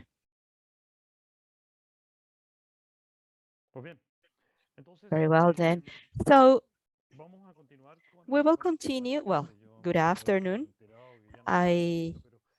Obviously, we have already seen each other. No, I've been here listening to Maribel's very interesting participation, and my greetings to all my friends from Latin America. Let's continue. Let's continue with one of the topics that might be one of the most hateful or not liked aspects in accreditation, and not liked or something that it's not very much liked by us, because it is an issue.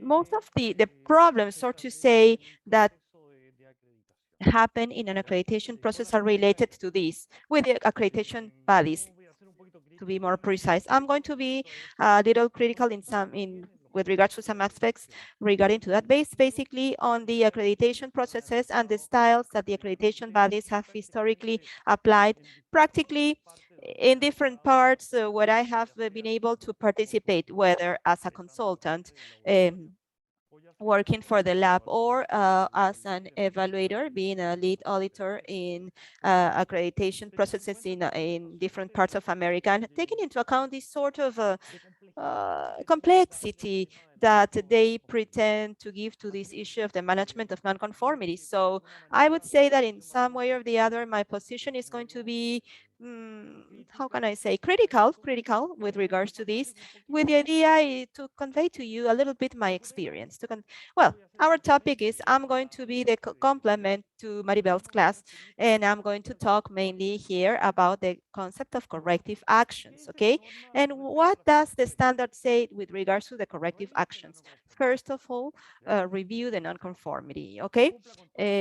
Meet all the criteria that Maribel mentioned with regards to how to analyze the non-conformity, and define criteria that are previous to the treatment of the corrective action. And for that, we will need to do some sort of a temporary analysis, because maybe you get lost in here. But let's see what the standard says. The standard says review the non-conformity first.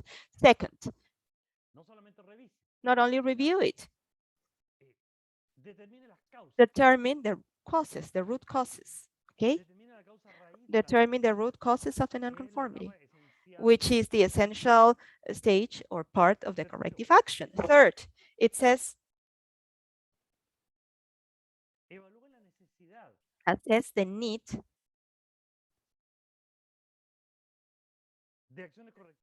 for corrective actions to ensure that the non-conformities do not recur, okay? So in practice, this condition of assessing the need has a lot to do with the type of non-conformity with which we will be working. What is essential Sorry, Roberto, sorry for the interruption. The slide is not, you're not passing your slides. We're still in the first slide.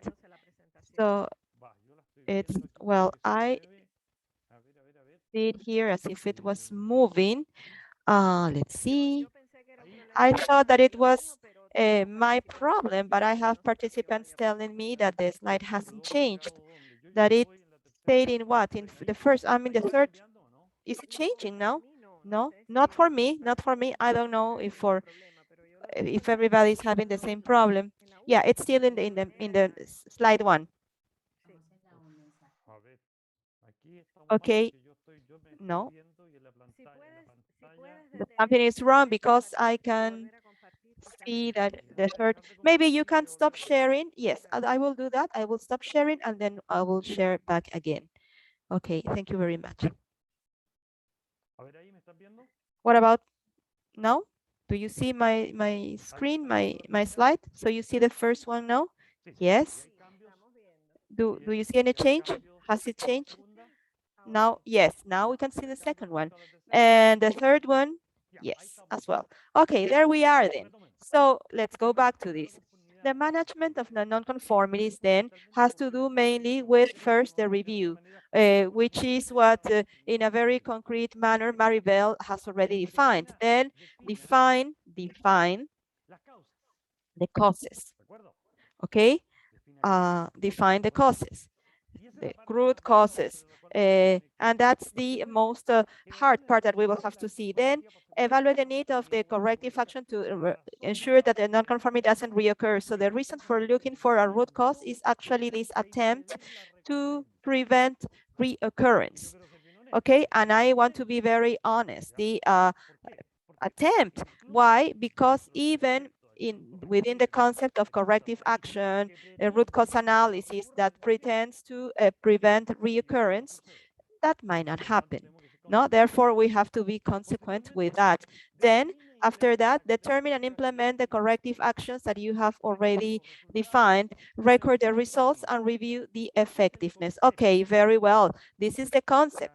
This is the concept. Can you see? This is the concept on which we will be working during these 40 minutes. Now, finally, everything depends extensively on whatever we have done before this. Why? Because we have already stated a non-conformity, okay? And based on the non-conformity, as the standard says clearly that based on the non-conformities. Okay.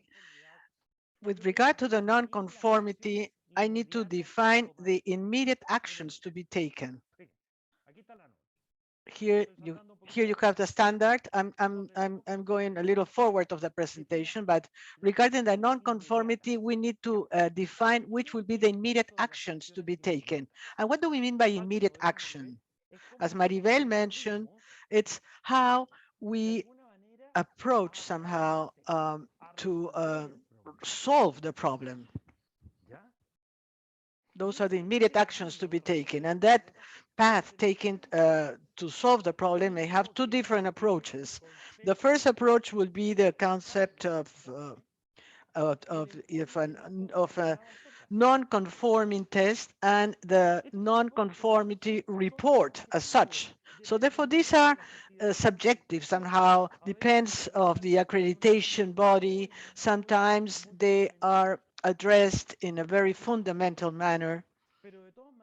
But the essential part of this is that facing any non-conformity, we have a clear idea that the first thing that we must do is to identify the problem and to decide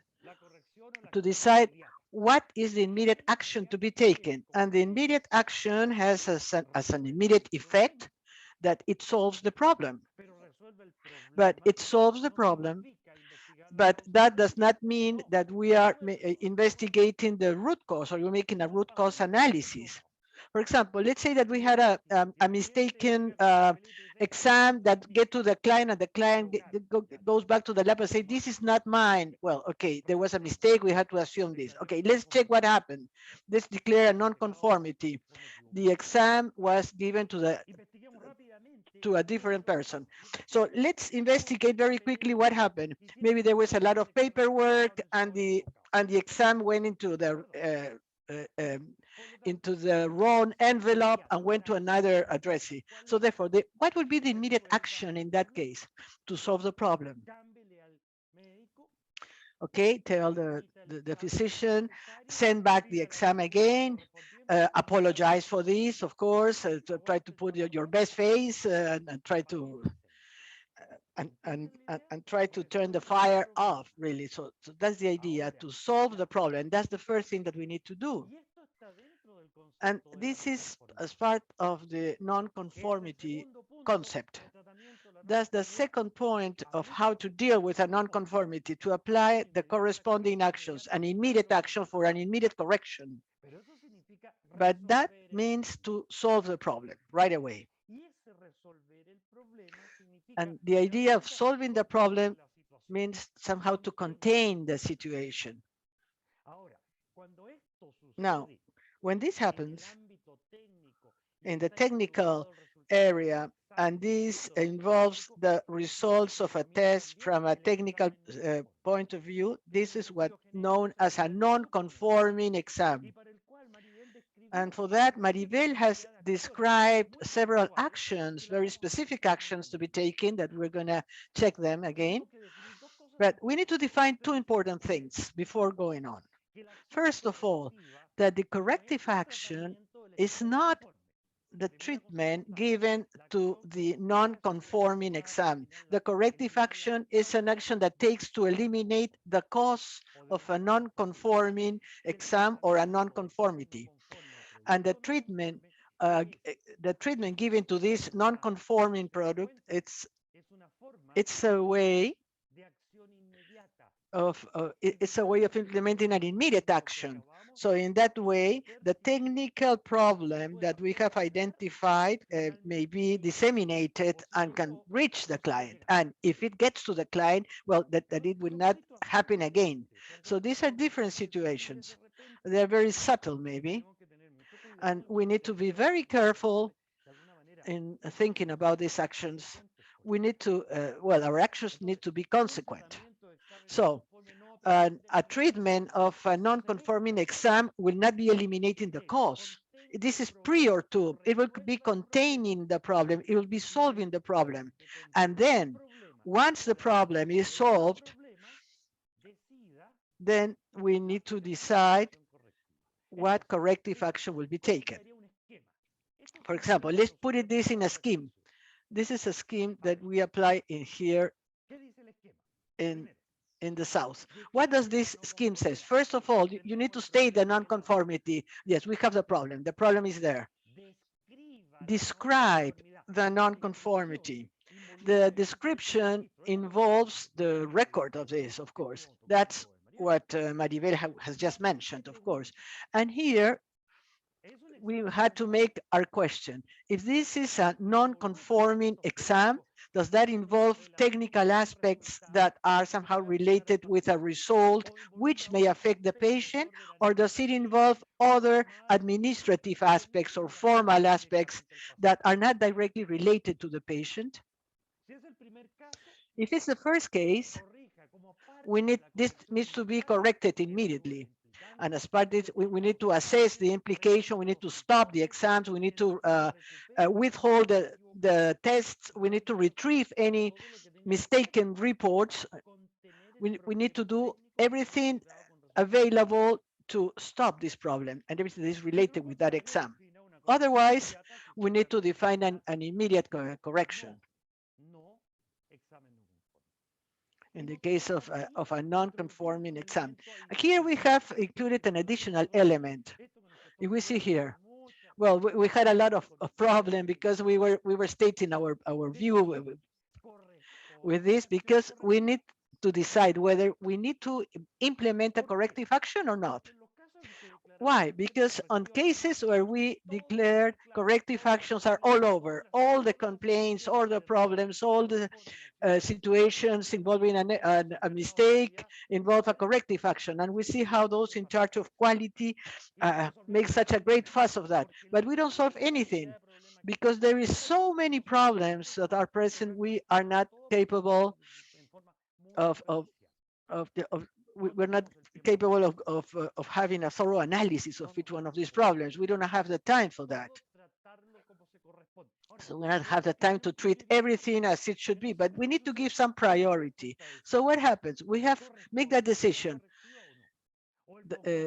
A corrective action applies or not? Or do we think that with the immediate correction that we have made, it is sufficient for the time being? Why have I added this? Because in practice, we have learned that these processes are processes that are not isolated. They are processes that are part of an evolution within the quality culture. And when, for example, it's like reading a book, or when the accreditation bodies tell us that in 6 months of process, we will have everything solved, that's not true.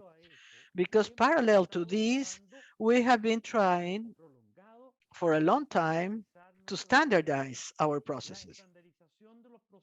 The process standardization necessarily goes back into the reduction of mistakes. So therefore, the number of mistakes that we will be considering that are defined as non-conformities will be proportionate to the level of prior standardization that we will be performing. And at the first instances of the implementation of a quality management system, we cannot do a full standardization. So therefore, we're going to have many mistakes. And if we make the mistakes of declaring all of them as non-conformities and to treat them all with corrective actions, well, let me tell you, we're going to fail. We're going to reach anything. So we need here to somehow to have a balance here. What I'm telling you in this case is based on purely experience. And it's experience that it's almost in front of the almost pathological obsession that accreditation bodies have to make us face situations that in many cases are not necessary to have a corrective action. So therefore, this is a personal opinion. Huh? So somehow I want you to think more about this, where these decisions, the decisions of whether to apply or not a corrective action, means that we're going to give priority to the real problems in order to treat these problems deeply and give them the corrective measure that should be given. And we will try to solve some minor problems that have been overcome with this immediate correction action and could continue to be as such, waiting for the more serious problems to be solved. Because if we try to deal deeply with all sorts of problems, then we won't have any success at all. So in practice, that's what I feel. Somehow, we should put some sort of filter. It doesn't mean that we are not doing anything to correct something. We are doing an immediate correction. So therefore, we have make an immediate correction. We have documented that immediate correction, but if are going to make a thorough root cause analysis for that, that requires time. So therefore, we should give priority only to the real problems, where the technical management and the laboratory management consider that those are the relevant problems that needs to be analyzed. So what does this mean? This means that in this case, we have designed educational forms. For example, this form that was designed by a public institute in the first instance was precisely to be very clear for the staff, so the staff can learn to systematize exactly. So how do we start? First, we need to identify the non-conformity or corrective action. Does it come from an audit, from an internal audit, from a complaint, from the revision made by the management, from a quality control, other sources? So therefore, try to guide us what's the source of the problem. And then we need to describe the non-conformity. And we have told the staff, you must describe the number of order, the occasion where it happens, the improvements, the opportunity for improvements. So in order for the non-conformity to exist, it must meet 3 very well-defined criteria. First of all, it needs to be described. Second, it has to be supported by objective evidence. Where did it happen, under what circumstances? Very clearly, that could be very well traced, and somehow must be related to a normative reference. So if we do not have these 3 elements, it's very difficult for us to precise that this is a non-conformity. Because if we do not know what are the requirements that are met in order to define this a non-conformity, maybe if a non-conformity is a requirement that we are not familiar with, it's absurd. So therefore, the first condition, an essential first condition, will be to define clearly what are we talking about. We need to describe. We need to declare what is the objective evidence that is supporting that. And third, what is the regulatory reference or the normative reference upon which that non-conformity is based. And based on that, at that point is when the corrective action is implemented. What does this mean? First, we have a meeting, as Maribel said, that the stakeholders, those responsible or those affected, will meet together several times, together with the quality compliance, quality assurance officer, to somehow to treat this case and to implement the corrective action. Everything, on the other hand, if the problem is contained, if the problem has been solved, what we will do now is to make the investigation or the analysis of the root cause and to implement the corrective actions to prevent this from happening again. So this will not be solving the problem. The problem is resolved already. It's an immediate correction. The problem is contained right now. So we need to make a clear separation of these 2 situations. So therefore, what do we mean by that? First of all, we need to investigate the cause. And to investigate the causes, we need to compile information, to interview the staff related to investigate the procedures, the calibration, maintenance. We need to compile all the information. We need to find out in order to understand why the problem existed. We need to understand why did the problem arise. So therefore, this is a process that requires time. This is not an immediate process, instantaneous process, which means it's, in that case, it would be like a surface process. No, this is a very deep process. And since this is a deep process, a thorough process that requires compiling information, requires many other things, requires being selective. We cannot do a deep analysis of nonsenses or of minor problems or of minor complaints. That can be solved immediately. That very quickly can be solved. And that's it. So in practice, we need, first of all, the first activity of this task force that will be implementing a corrective action is, first of all, is to obtain all the necessary information to try to explain the situation. And then to estimate what is the root cause.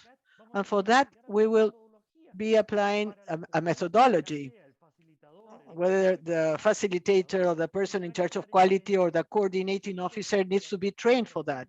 And that methodology will involve methodology of root cause analysis, the 5 whys and any other, or the 6 sigma. We need to have staff that is trained, skilled to carry out this kind of analysis. Otherwise, it's useless, really. It's useless. It takes time and paper. If we do not do this correctly, just leave it like that. We're losing our time. We're wasting time, really. So therefore, then you have this thorough analysis that requires time. And also maybe it requires compiling more information. And here's something important that we need to consider. Some accreditation bodies somehow are very compulsive in this theoretical part that somehow they are not in accordance with reality. They depart from reality. What the client is interested really is to have the problem solved. So therefore, let's be careful about that. Let's not be candid and that follow everything that they say. For example, the investigation of non-conformity will be shared with the client. No. The dirty diapers are laundered at home. I will not take this problem to my client. Well, it's not a good idea for that. I will not make my problems public. No. My intimacy, my problems are solved at home. And to the client, I will solve what the client is interested, which is to solve his problem. But I will not make the client a party of this. And I'm very strict on that. I will not make the client participate of my internal problems, of the problems of my institution, because that's not a good idea, even in terms of commercially speaking. So therefore, I will not do that. My problem with the client ended in the immediate correction. And from then onwards, it's internal, it's something intimate, it's a private issue. So this is going to be solved here. Y esta discusión ya la tuvimos con una entidad de acreditación, en la cual la entidad de acreditación nos dice, ¿y por qué ustedes no intentan pasar? We already have with an accreditation entity, and they ask, and why don't you tell the client about the cost analysis? Because it's private, because the client needs, why the client needs to find out about my intimacy, my problems, internal problems. It's private. I don't have any commitment with the client at that level. I have commitments to satisfy, to meet their needs, and their needs vis-a-vis our mistake is to correct the error. That's it. Not knowing why we made a mistake. That's not his business. It's our business, not his, the client's. And it is too much, intimacy or private things that might be counterproducing if we would like to see it that way. So you could see here, you investigate the root causes. Okay, and you can apply some methodology. We will try to get a little bit more in the analysis of the methodologies. We will do that in a few minutes. But here, from the analysis, the root cause analysis, then you should propose the possible causes. Many times, as Maribel said, it's not just one thing. There are many related things. Sometimes I cannot think just about one cause. Propose the root causes, but please separate them. And here there is a mnemotechnics that might be useful. Separate the root cause. List them. Do not mix it in a single text. If you believe that there are 3 root causes, write down 3 root causes. 2. If it's just one, just one, but do not mix more than one root cause. Why? Because you will have to propose then or a corrective action. Therefore, the proposal for a corrective action has to establish an univocous relationship between the possible root cause and the corrective action that seeks to prevent or eliminate that cause, that origin. There must be an order, or otherwise, as you can see, the corrective actions that you might propose will become a salad of proposals of different colors and tastes that won't lead you anywhere. And you have to clearly identify the root causes, the potential or probable root causes, those that you believe that are the root causes based on your investigation, and propose as many as corrective actions as root causes you might have determined, and each root cause with a proposal for its proposal for corrective action. Do not do a mixed salad. Do not prepare a mixed salad because there's no use in that. So in practice, where does this lead us to? Well, this lead us to, in some way or the other, to be tremendously organized, to need this organization, this order. Why? Well, because the root cause analysis in general, lead us to, or take us to places are different, that are different from those places where the problems take place when the analyses are done correctly. Sometimes we find out things that we might not want to know. Maybe Maribel said something very concrete and objective. It's absurd to think that all corrective actions are trained staff. It's absurd to think that that's the only thing that you can do. When I was a lead evaluator in different opportunities, precisely the non-conformities that end up in train the staff, those are rejected. I have rejected them because I personally believe that it's something not obvious. There's nothing in there. There's nothing relevant in that. The question is, should we train the staff? Yes, okay, but and why should I train the staff? Why that staff got to that situation, to that decision without training? I mean, I have gotten to the first why, of course. And the second why, and why this staff is not well trained and is here, and then I go bad works. Well, maybe I will find what? Okay. We were in a hurry and the training process was not completed. Okay, and who decided, who authorized that the training process was not going to be completed?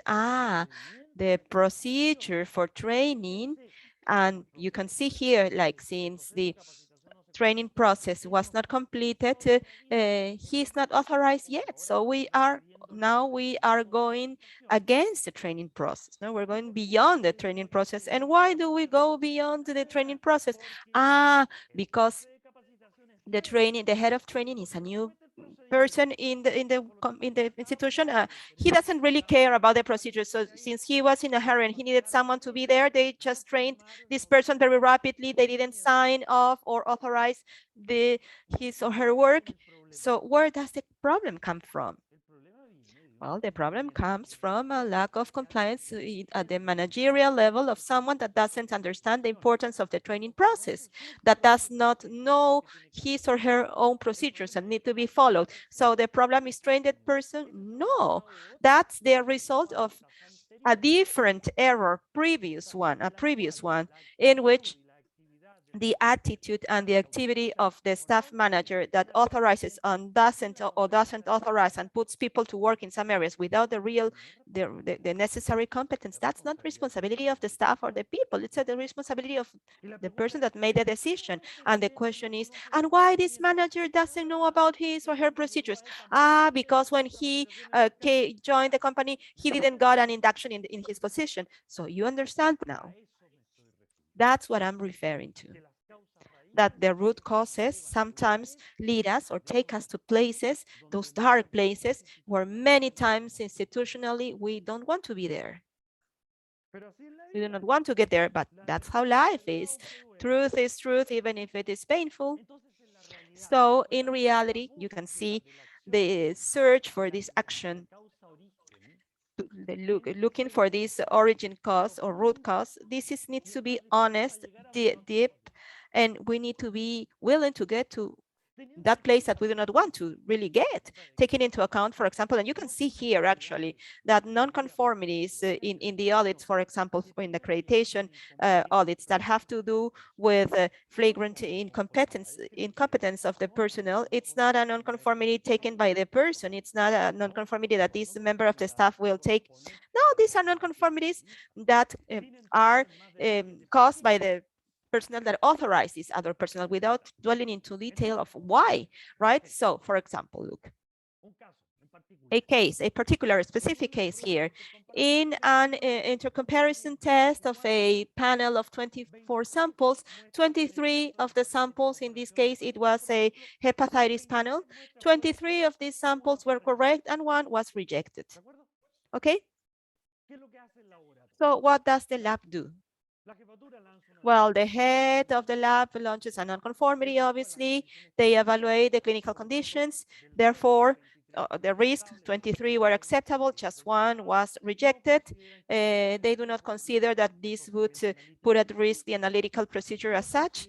They do not consider that this would require a suspension of the test where they are doing the analysis of the non-conformity, as Maribel was mentioning before. Additional control measures. Well, here there is an important thing, please. Additional control measures. Where do these measures come from? For example, if my problem in the non-conformity was a quality control issue and I doubt that the quality control is working correctly, but I have to continue functioning. I cannot, under the criteria of the accreditation body that tells me suspend the test until new notice. No, but I cannot do that. That's not that simple. I can just stop. So I won't stop. I won't suspend my tests. But yes, while we do the root cause analysis, I will reinforce the quality control and the supervision while as long as I don't find the plausible root cause that will make me change the process. But I won't stop and definitely the conduction of these tests, like in some cases the accreditation bodies would like us to do. For example, if I have a problem with an intercomparison and at a given time an accreditation body says, did you suspended the test until the next intercomparison? The next intercomparison is in 6 months. What are you talking to me about? You don't work here. It's clear for me. Okay. Well, those are this point of view that you call the fundamentalistic point of view, based on which we will have with which we will have to fight and put a little common sense. So we have the test. We agree that it didn't have a larger or greater implicance. And in practice, what does it come? What will the work team decide in this particular case? Look, they decide. They have 4 lines of investigation here in the case of hepatitis, okay? This stage of the equipment and reagents, we are trying to find the root cause, competence of the personnel involved, detailed review of the quality control data, application of instructions and protocols. Those 4 lines of actions are investigated in the root cause analysis, right? And they find what? What do they find? That from the point of view of the equipment, there are no observations. From the point of view of the competence, hey, there were problems there.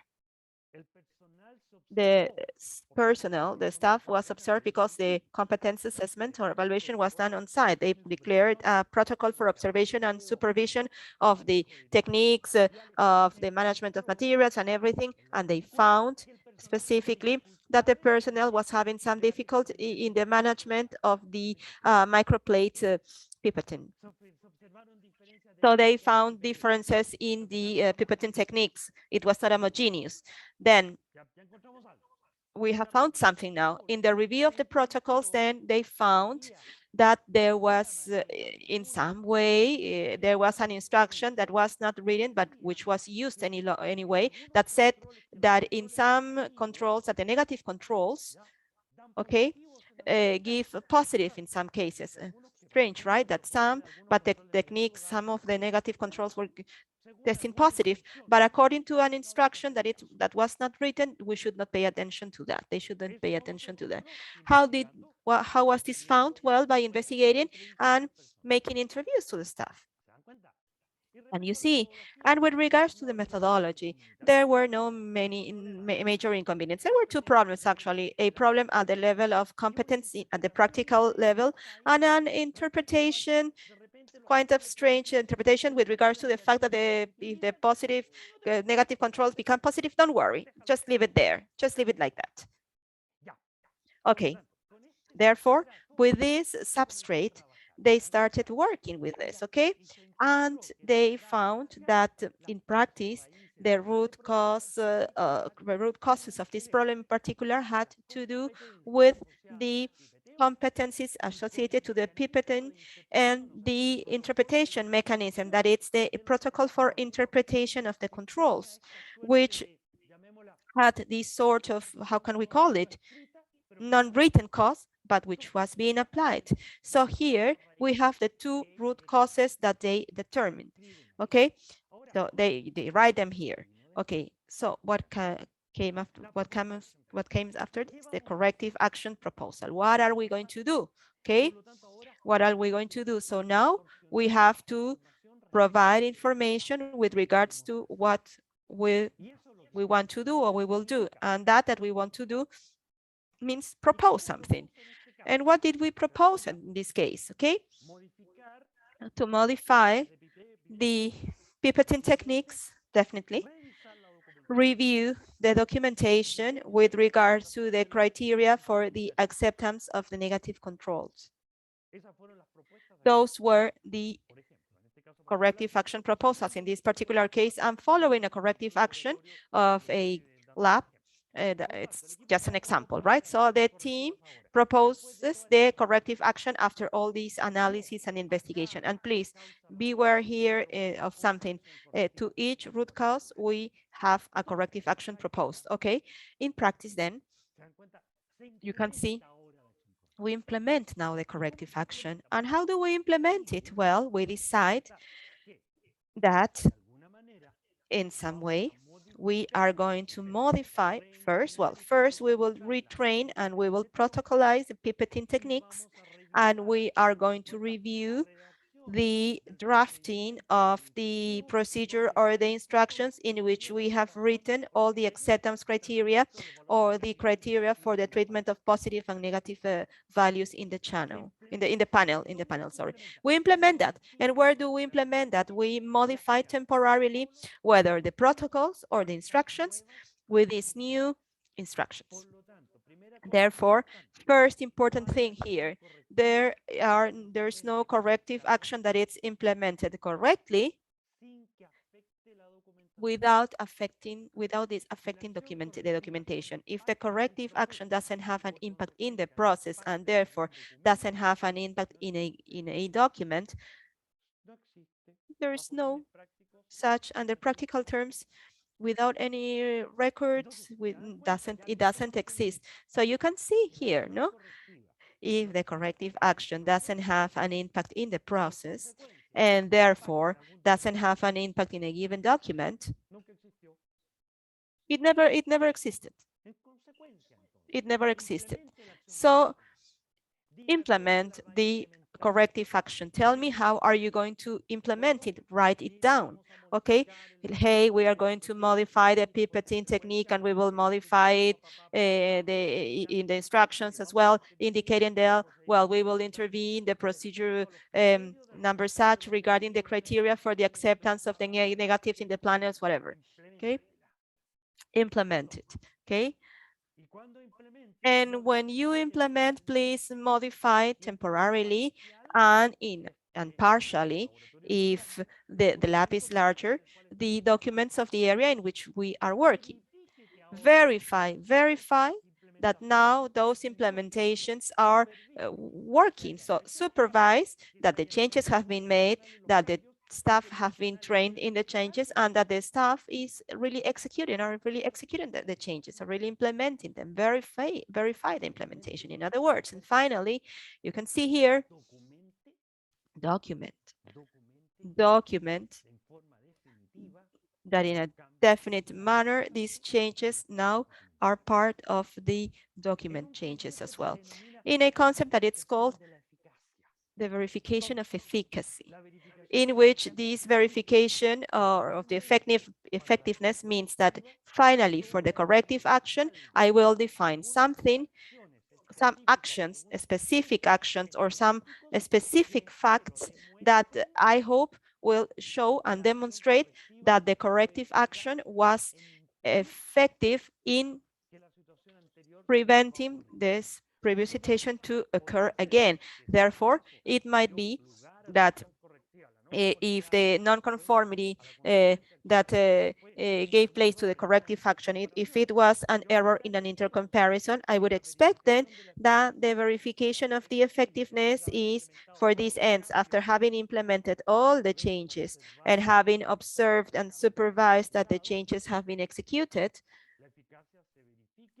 the effectiveness will be verified by receiving a 100% approved report in the next intercomparison. Now, the scope of the effectiveness evaluation will depend also on the type of corrective action. In this specific case, which had an origin in the intercomparison, I expect that the next intercomparison will be well done, will have good results. I will have good results, but for other types of situations, evidently, the effectiveness, the evaluation of the effectiveness of the corrective action will have a different scope. And that you can see, I will have to put this and write this down in the field, in this field, how I am going to verify, and I have to write this down here to confirm. And once that the confirmation has been done, and I have confirmed that indeed the corrective action had a good result, was successful, then I can definitely close my corrective action or my non-conformity that gave place to this corrective action by establishing the comments at the closure, as you can see, and indicating, identifying necessarily at some stage which were the document changes that in some way or the other were done. Okay, can you see?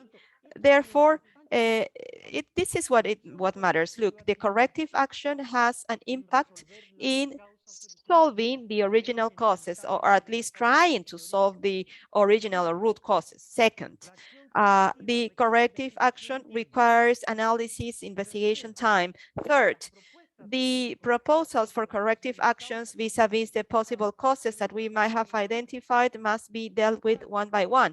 Fourth, you have to implement the corrective actions, and the implementation of the corrective actions requires necessarily to identify the impact that the corrective action has in the process, and therefore the impact that the process has in the documentation which describes this process.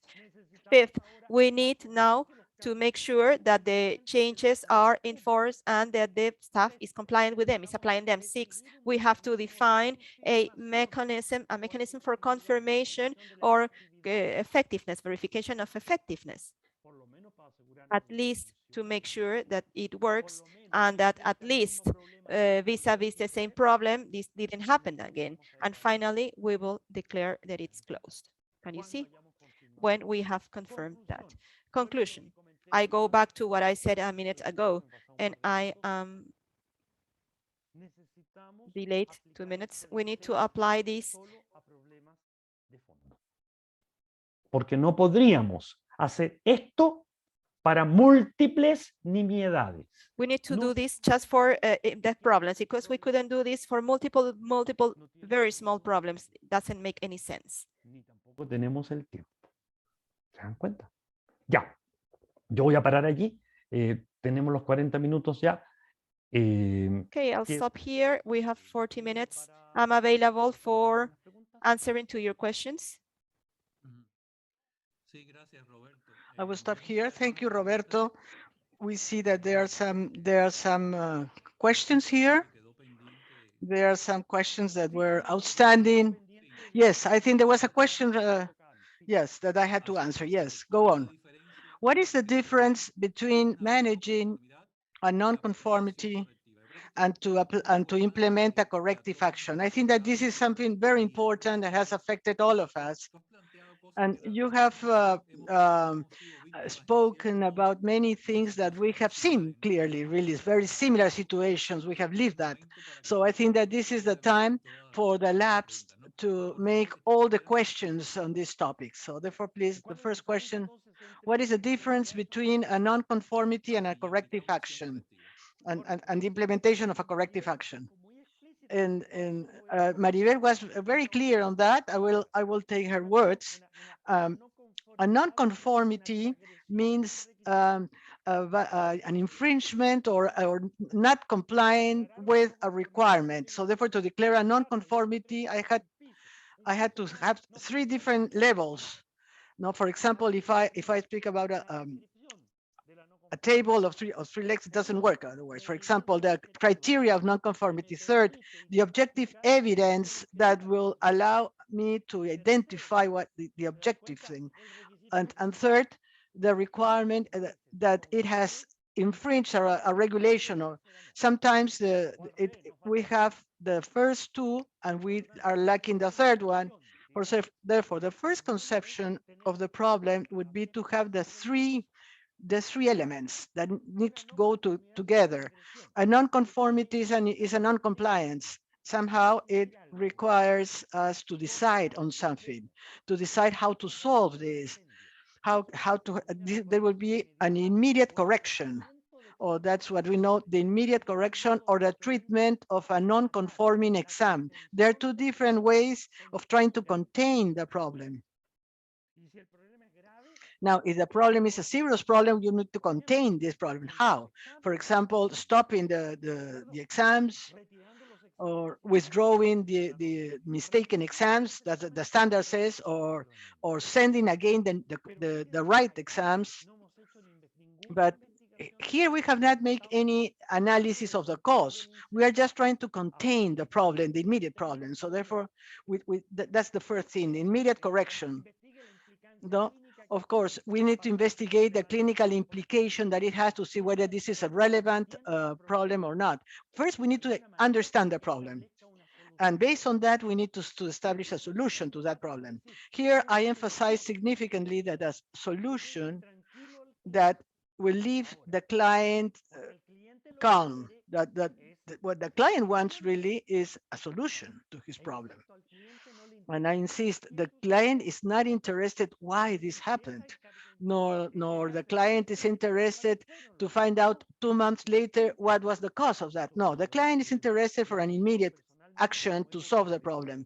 And I have had discussions with many accreditation bodies in this regard, because somehow they want that the treatment should be made afterwards. That's something. What is the corrective action? Once you have contained the problem, once the problem is solved, then you will start investigating the causes, and you will propose a corrective action to try to prevent this problem from happening again. And therefore, this is something internal. This is a private thing. This is a private exercise. That will be my answer. Thank you, Roberto. The other question, when you make an internal audit and you identified a random mistake, could this be applied as a non-conformity? And if positive, do we need to apply corrective actions? I think that you have already spoken about that. Could you elaborate a little more on that? Yes. Well, I think that you must be consequent with something. You must be consequent with what you are saying, because language sometimes may generate some problems to us. For example, it was understood that if we follow a fundamentalist approach, it says that every non-conformity will be followed by a corrective action. Now, what happened with this approach? What happened is that we were not duly considering non-conformity, because if we were obliged to declare a non-conformity that had to that deserved cause analysis, we didn't have the time, because we had to look all the other non-conformities. So therefore, now this was changed. Now they say you can declare all the non-conformities that you want. You should treat all of them with a corrective action, and then once you have contained the problem, once you have corrected the problem, you have given a solution to that problem, then you will decide which one should be subject to a cause analysis, and of course to have other corrective actions, which means that I might declare a lot of non-conformities, but not all of them will be subject to a corrective action. Some of them will have just an immediate correction or an immediate treatment of a non-conforming exam. This is a historical discussion that we are having with the accreditation body all the time, because there is a lot of a fundamentalist approach with this idea, and this idea of a fundamentalist approach comes from people that does not have experience working in a lab. And of course, they are speaking about things that require a lot of time from us, that we waste our time, and that we can somehow divert our priorities. Thank you, Roberto. I don't see any other question in the chat. Please, I think that we have the time for a question. Yes, we have a couple of minutes yet. Please. There is no problem. Yes, I think that this is a topic that was of great priority. Yes, it's quite complex. And sometimes we see that those in charge of the quality management system in the institutions have these situations. Now, for example, an exam or an external quality control of 30 panels, and they say if one is important and they want to incinerate all the sample.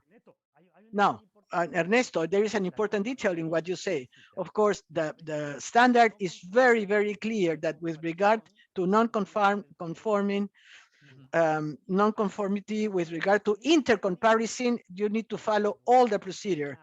When a non-conformity starts from an intercomparison process independently of the type, always you should have a non-conformity and corrective action all the time. In those cases, yes. Now, for example, if we declare non-conformity for a minor rejection of an internal control, for example, I think that that's an exaggeration. We have a question? Where does it say in the standard that you may choose non-conformities that have to be analyzed as a root cause analysis? Well, no, the standard does not say that clearly. It says on one part that it says about non-conformities that come from the intercomparison analysis. Then it says that both things should be done. Whenever I have a non-conformity of an intercomparison exercise. Now, when we speak about non-conformities and corrective action, the standard is not very clear to see which one should be chosen. First, they say that I should declare a non-conformity every time that I had an infringement or a non-compliance of a requirement. But I have different steps of non-compliance of a requirement. And that's where I should decide whether all non-compliances of a requirement, some of them could be minor non-compliances, does that deserve me to open a file for a corrective action? That's where I should decide what to do. I will share once again the screen with you, and I will go back here. You see the scheme, the flow chart? Do you see the flow chart here? Yes. If I have declared a non-conformity, I describe the non-conformity, and then I should ask myself whether this non-conformity involves non-conforming exams. Is this related with results, or that involves a risk to the patient, or whether this is a non-conformity with a document, a record that was lost in the system that does not affect directly to the patient. Of course, in both cases, it's a non-compliance of the requirement, but are both of them equally important? No. So therefore, in both cases, I should do the same exercise. Contain the problem, correct the problem, and then I should propose an immediate correction.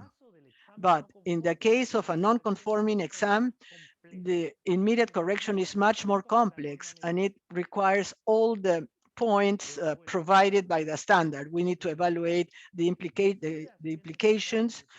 We should decide whether to stop the exams, and this has happened.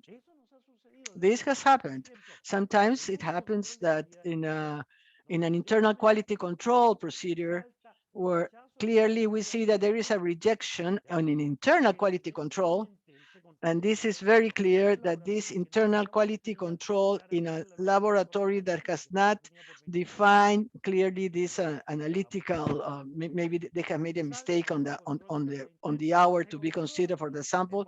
There's a problem of internal quality, and an intercomparison is carried out, and then we see that there is an important mistake there. What does the quality control say? No results of this analyte will be issued until we solve this problem. No report will be issued. They stop that. That's proactive. That should be immediately. But they're containing, that's an immediate correction. In both cases, this is an immediate correction. It's not that we are finding what is the cause for that. We don't have the time at this point in time.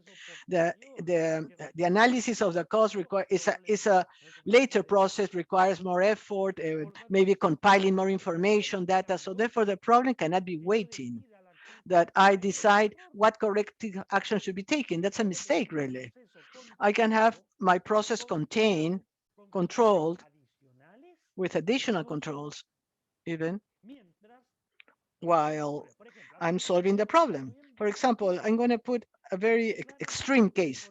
A non-conformity is declared because the room temperature of the laboratory is above the levels of some equipments required by some equipments to operate properly. I have a non-conformity, yes. I am infringing a requirement, yes. Room control, yes. Now, what do I do?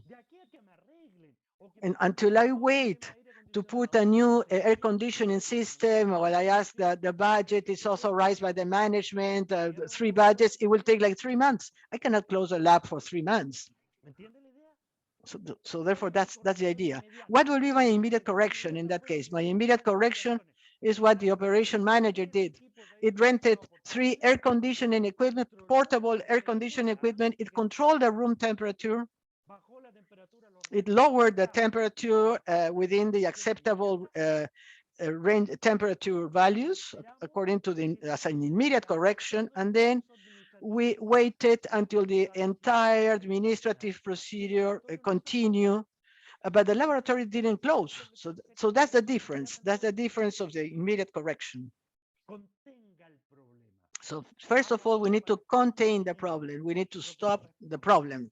We need to contain the problem. But we need to be creative and logical and technical. And we should have the evidence that the problem was contained. So the way how we can contain the problem. Now, what was a corrective function? We investigate that the problem, that we did have the problem, the capability of the air conditioning system was not the proper. Okay, we found all the causes of the problem, but of course, this will be solved how? Expanding the capability of the air conditioning unit, but that would not be done in 24 hours. It took like 6 months, the entire process. But during these 6 months, we have this portable air conditioning equipment that was working and was regulating the temperature. So therefore, that's a difference. So that's where we know we need to separate both causes. Sometimes there is confusion. Sometimes the accreditation body contributes with more confusion in this case because this fundamental approach that they have. I mean, sometimes we have an accreditation process ongoing in a Latin American country, and it after several back and forth deciding whether the verification of the effectiveness of a non-conformity was the correct approach or not. And really you start asking yourselves, but is this, I mean, that was a minor problem. Why all this load, all this fuss, really? So therefore we need to be capable of facing this. So I think that that's a topic. I'm very critical concerning this. I think that the laboratory has the tools. We are not as informal as they would like to see us. We are responsible for our acts, and we need to defend that responsibility with the corresponding actions. Roberto, we are in time. It's right on time, yes? Yes, maybe a couple of minutes of break. Yes, a couple of minutes. Yes, we are like 5 minutes behind. No, there's no problem. So 2 minutes, a 2 minutes break, and then we will come back.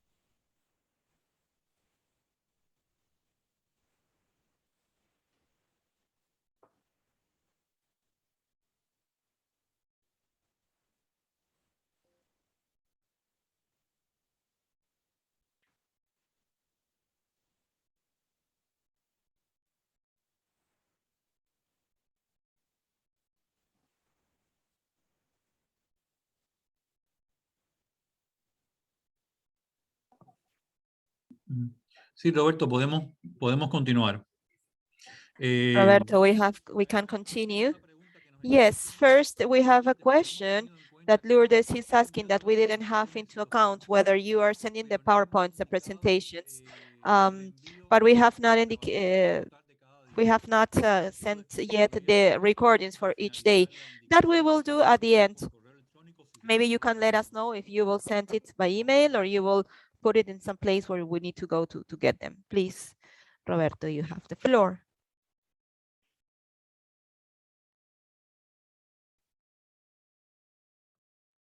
Sí, adelante. Go ahead, please. Can you hear us?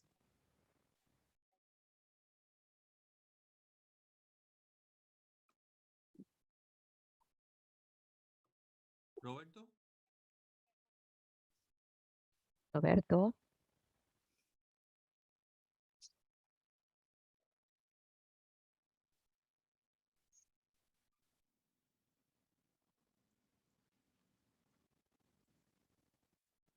¿Se escucha? ¿Ya estamos listos? Sí, por favor. Podemos seguir entonces. Yo me voy a ajustar entonces a 35 minutos. Okay, I'll stick to 35 minutes. Me doy un poquito menos de tiempo.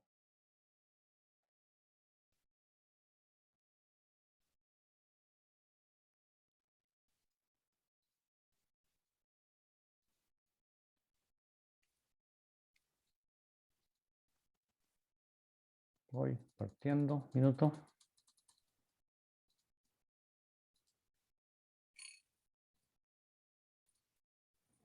Ya, entonces, continuamos. Okay, let's start. Let's continue. Can you see my screen? Yo me ajusto a 35. Sí. Entonces, seguimos entonces. Ya, voy a por favor. Let's continue. I will continue. Acción preventiva. Preventive action. Let's continue with this. The standard still maintains this criterion of preventive action. Obviously, it is a criteria doomed to extinction because in some way or the other, this has been managed or changed by risk management. We believe that in the next version of the standard, this item won't be there. So we will put it here. But for the moment being, what is the concept of preventive action that was enforced? Let's see this first. Well, Maribel, we also talked about this, the non-treatment of potential non-conformities, okay? Okay, and in this aspect, the concept of preventive action also is an issue that at some point had some sort of how can we say, not very nice treatment. Because what is it about? It's about going with an action to situations that have not happened, but which, depending on my experience, whether it is my experience as an evaluator or as a professional, I believe that there is a risk of occurrence of a non-conformity, okay? It's something very subtle. Preventive action is not a non-conformity. It's not something that happened. No, it is a problem that hasn't happened. Okay, and that I, because of my knowledge, my technical knowledge, I think I consider that it might happen. So the statement of the declaration of a preventive action requires an in-depth knowledge of the process that it's being assessed. It is not a minor issue. It requires knowledge of the risk of occurrence of a problem. And this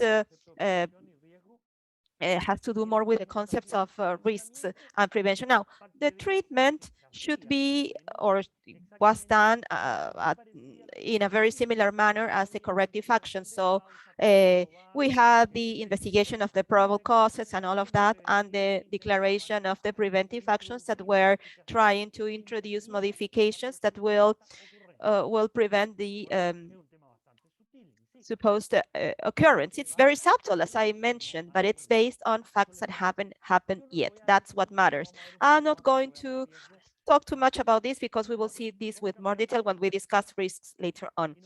Now, let's continue and let's go to 2 words on the concept of root cause analysis. Look, the root cause analysis currently is being requested as a comprehensive part of the treatment of a corrective action. Therefore, the procedures for corrective actions should include a point that it's explicit with regards to the methodology that it's applied in the lab for the treatment of the root causes, okay? That is a requirement that has been becoming more popular from ISO 9001, and which of course has also been applied in this concept. I think it's pretty adequate, really. And what does this require? This requires a methodology, okay, which is inserted into the procedure, and that in one way or the other will allow, as described in here, will allow us to systematize a line of thinking that will lead me to the origins of the problem and not to the problem. So if you have to do a collection of observations, the analysis for the non-conformities, the corrective actions are not very well implemented. Why? Because they point to the problem, not to the causes. And that's what we have here. Many people discussing on the problem when the cause is in a different part. This reflects very well what I am talking about then. So in reality, what does this mean? In some way or the other, this methodology can lead me beyond the symptom and the problem. Okay, it should take me to the causes. And that's why it is called root causes. Why? Because evidently they are not at simple sight. They are not at naked eye. They are not part of the problem. They are kind of before the problem, where in the line in which we develop this process, as we said, for example, why the personnel is considered non-competent or as a personnel that doesn't have training in this activity. Solution, train them. Yes, but that's not the cause of the problem. The cause is why a personnel is that it was not competent got to this situation. You know why? Because the procedure was not followed. And why wasn't it was not followed? We could have stayed there, because the head of training is also an incompetent. he also arrived and he was not trained either in his procedures, and he didn't know, hey, this situation happened to us very little ago in a lab here, in which the head of training joined the company without any training. It seems kind of funny, but it is real. So the root cause evidently is not at simple site, very likely, and very likely it's much farther away from the problem, and we need to be capable of getting there. So how? Through methodologies that are known, like which ones? Well, there are some known methodologies like the 5 whys, the 5 whys methodology, the methodology of the AMPI as well. The associated methods to the method for the analysis of the root cause. So those methodologies require a systematization for the treatment of the problem, which in the end are very similar to the corrective action, but dwell into detail into the way in which I approach the root. So those are the ones that should be in the procedures for the treatment of the corrective action, or how do you execute or how do you implement the corrective action, and what are the requirements for this?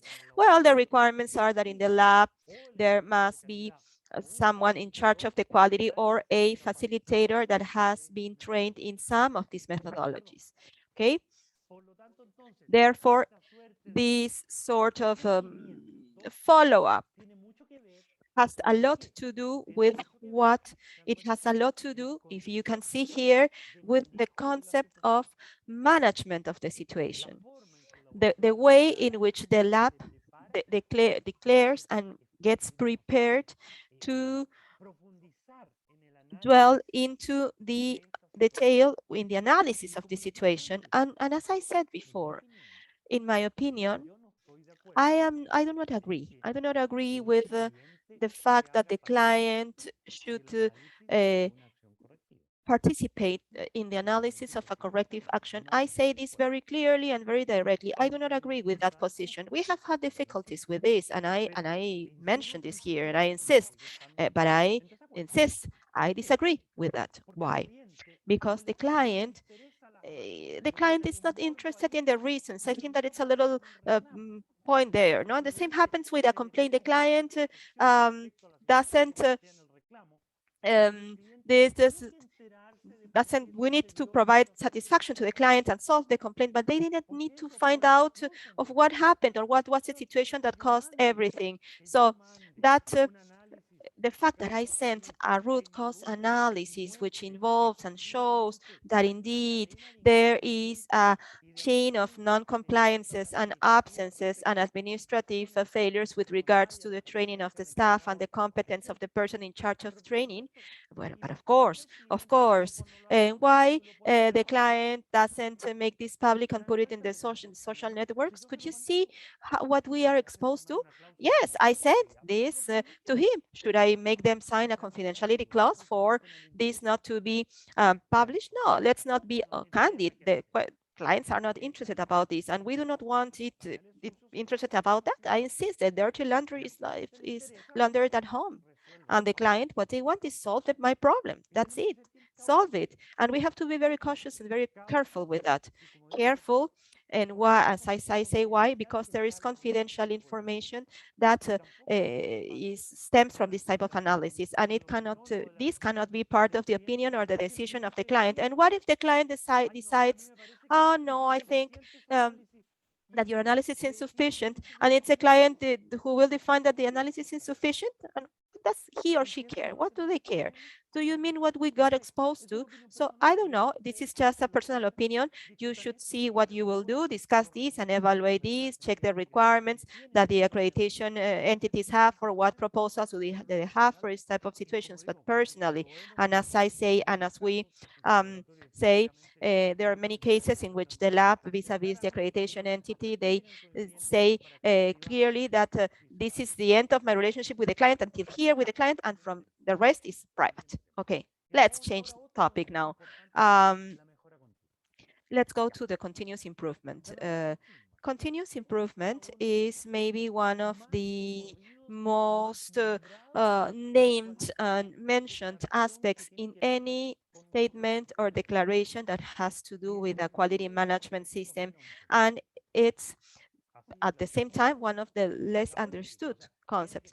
I mean, it is in the policy, it must be in the policy. Let's remember that we saw that the policy must make a commitment with the continuous improvement, but in general, this is a wrongly understood or not very well understood concept that people do not get to perceive from the standpoint of the auditor. You cannot perceive that the entity has a structure of thinking that it's sound with regards to what this means. And it just gives me fragments, little pieces of things, and that's it. And the auditor is supposed to be able to understand that with these little pieces, you have to form or create the puzzle. No, it's not like that. The entity should be capable of structuring a concept that it's called continuous improvement, and they need to sort it out and build it through all these fragments and create a coherent whole that it's a whole that it's coherent and demonstrative, that it's capable of being self-sufficient in its demonstration. Therefore, it is not a conceptualization that it's rare, it's tremendously objective. And what's the basis for this sort of concept? It starts basically on the policy. Why? Well, because the policy does not oblige. The policy says that the lab should have a commitment with continuous improvement. So, well, we have to do it. No, there's no other way. So let's see. How does the policy become material? How does it materialize? Well, in this direct relationship between that we call the deployment. Remember how the policy, sorry.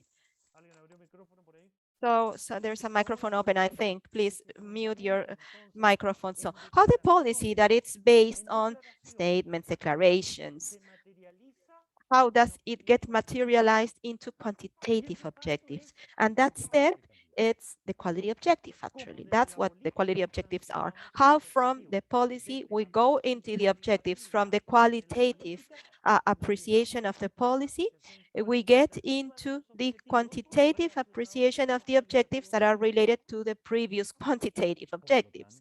Therefore, this is the first materialization, objective materialization, that we start to understand as global concept for improvement.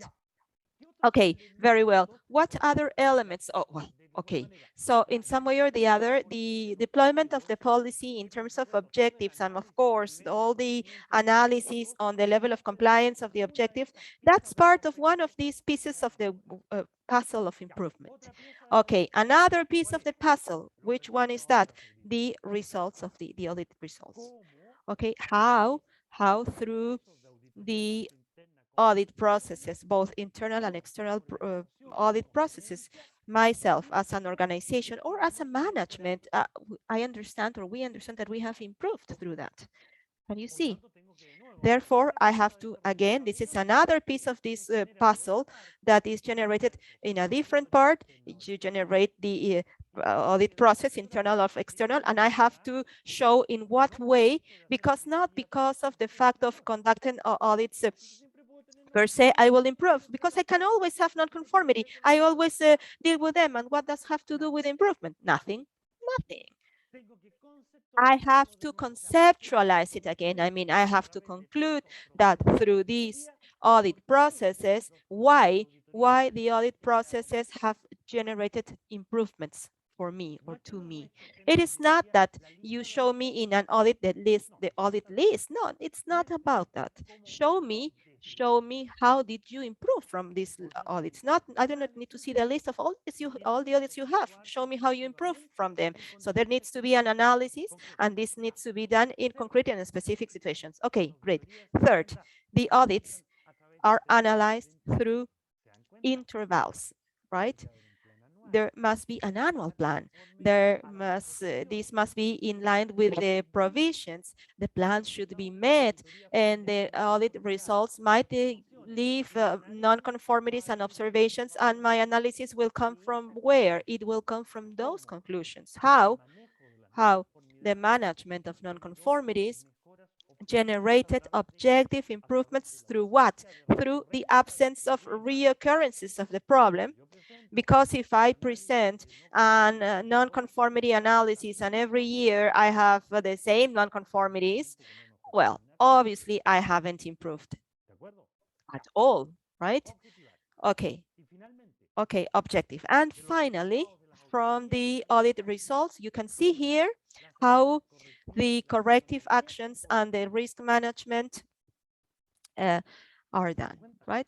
You can see here how now the corrective actions that have to do with the root cause analysis and the corrections, they cooperated between each other, and how the risk management in some way or the other also cooperated or helped to not having non-conformities. Please remember that the risk management creates the effect of a process of preventive actions. Prevent the occurrence. With a risk action, I prevent something from happening. I act in advance.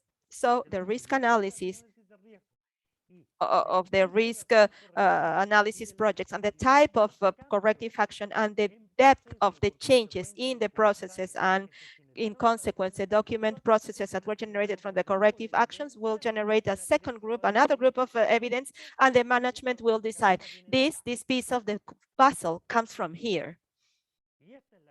And this is the improvement that we have had in this period as a result of these actions. Okay, now what does this mean then? This means that the actions, by trying to eliminate them, by trying to eliminating these causes, prevent the uncomfortable situations and non-conformities from occurring. So we have determined actions, non-conformities, and their causes. We have determined the corrective actions that are required. We have registered for the experience the results of the corrective actions. We have done a follow-up. We have followed them up, you can see, and we have applied a risk management model. But it's not enough having done so. Please be aware of this. No, we need now that for the concept of improvement, we take the results of all these actions. No, we understand the results of these actions. Okay, very well. Then what comes next? The data analysis. And where do these data come? Well, from all the information that I structurally manage in my organization. Can you see? Fundamentally, indicators. Therefore, I will refer only to the indicators, but I have many more data sources: market data, personnel data, statistical data, internal, external data, customers data, product movement, decisions on new products, data, etc., data. So how the data analysis based on the indicators and the confluence of data that generate information for the management for decision-making purposes, how do they affect or justify what I consider an improvement, what I call as an improvement? Can you see? So in practice, the data analysis, again, is another mechanism that helps us. And now, and why the data analysis is important? Well, because we have data from different parts, the data satisfaction of the client, requirements, process trends, vendors. Well, I could mention a huge list of information on non-conformant products. That's okay, but all these data are not enough per se. How this data structure again to justify what I will say as a director. I improved. Therefore, what does this mean? This means that many of these activities are going to be always related to the previous periods, because any improvement means in some way or the other to be capable of comparing myself to a previous action, to a previous act. That's why these processes are periodically and usually annual, because every time that I have the need to declare that indeed I am subject to a process of improvement, this improvement process has to do with that. It has to do with the fact that I can compare myself with a before, with something that with a prior thing, and to establish in this way that, that under this criteria, I have a today that it's quantitatively better than my before, than my yesterday, also numerical. So what is this? What is all of this based on? This is based, well, as I say, the concept of continuous improvement is not a qualitative concept. I believe that's critically important. The concept of continuous improvement is a quantitative concept,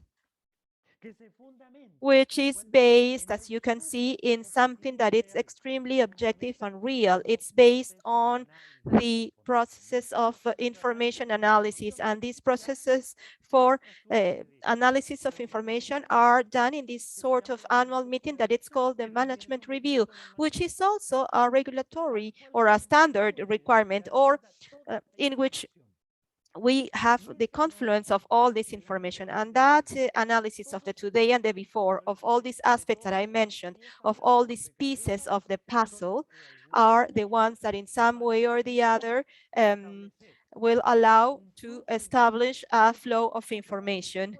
Because the management review, what do they review? What are their inputs? The information that is an input for the management review is a result of the measurements, the user satisfaction indicators, corrective measures. Hey, the point in which there is a confluence of all the results of the analysis of the pieces of the puzzle, which one is that? The management review. Okay. And the management review is just a hugely important action or act. Maybe 2 or 3 of the most relevant processes from the point of view of management have to do with the importance of the quality management system, and they have to do with the management of the non-conformity actions and corrective actions. How do I correct errors? Second, the internal audit processes. How do I evaluate? I evaluate myself periodically against the standard. That would be the second very important pillar. And the third one is the management review, which is how do I synthesize, summarize the results of the quality management system, and I get to the conclusion that in this period I have improved my indexes quantitatively.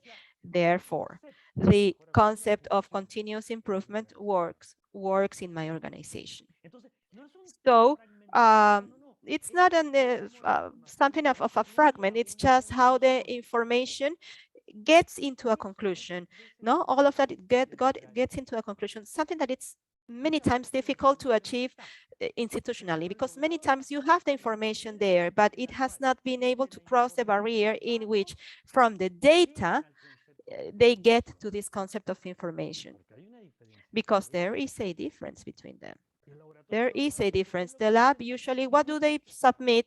They have many data, many of them, but some others, many of them do not go beyond this barrier of converting this huge amount of data in information that will be the basis for the decision making, because that's what it is about. Because from this sort of evaluation, the demonstration, the effective demonstration of the continuous improvement, that's the way in which I will plan my following period, starting from the analysis that I have done in the management review.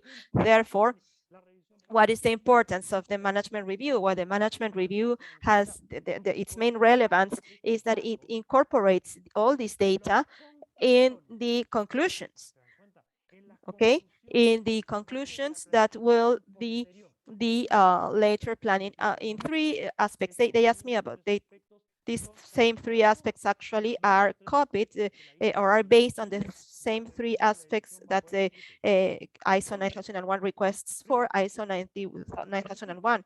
First, it's the same. First, it means that the accumulated information that I have obtained, of data that I have obtained and that I have converted into useful information, that will be useful, so that in this concept of management review, I will create the plan. I will prepare my plan for the next period. I will plan for the next step of my ladder, in which I will continue improvement, and I will plan the next step based on what? based on the data and based on this information. And in some way or the other, I would be able to set criteria, planning criteria, in which the standard requests me, the standard asks me, plan this in 3 independent axes. Plan it, you know, with regards to an axis, which is the improvement of or effectiveness of the quality management system, and join there, put there all the elements that you consider that are related to that activity, the improvement of the effectiveness of the system. No, quality management and its processes. It also tells me, be careful and plan now. Plan now everything that is corresponds based on the information and the information that you have, everything that corresponds to the improvement to the services for the user. That's the second concept here. And plan, besides that, plan based on what you want to have, the improvement in the system, the improvement of the services to the user, and also plan the resources. What resources will you need for that? So the concept of management review that we will review again later on with more detail, but this concept in some way or the other is related with what? With the fact that you think that the management review is just, I mean, the collection of the results. No, that's half of the story, just half of it. The management review has as an imperious need that besides gathering all the data, converting all this data in information, being capable of showing that information shows that in line with the numerical indexes we have improved with regards to the what we had previously, but that's not the end of the management review. We need the results process that means plan, document the decisions that you will make, the plans that you will have based on that for the next period, and sort yourself out with having these 3 axes clearly, improvement of the quality of the system, improvement of the services to the users, and the need to have resources. Can you see that? Con la idea de que esos 3 ejes normativos son claros y usted los tomó en cuenta en la planificación estratégica que le viene en adelante. With the idea of the 3 aspects are clear and you have to bear them in mind. Please so see. Here we see that where we have some problems really, and I told you, when in the beginning, when I told you our great problem sometimes is to understand the difficulties that we face with the different top-level management models. Remember, an international standard usually seeks the state of the art, really. So therefore, they're seeking the best of the best.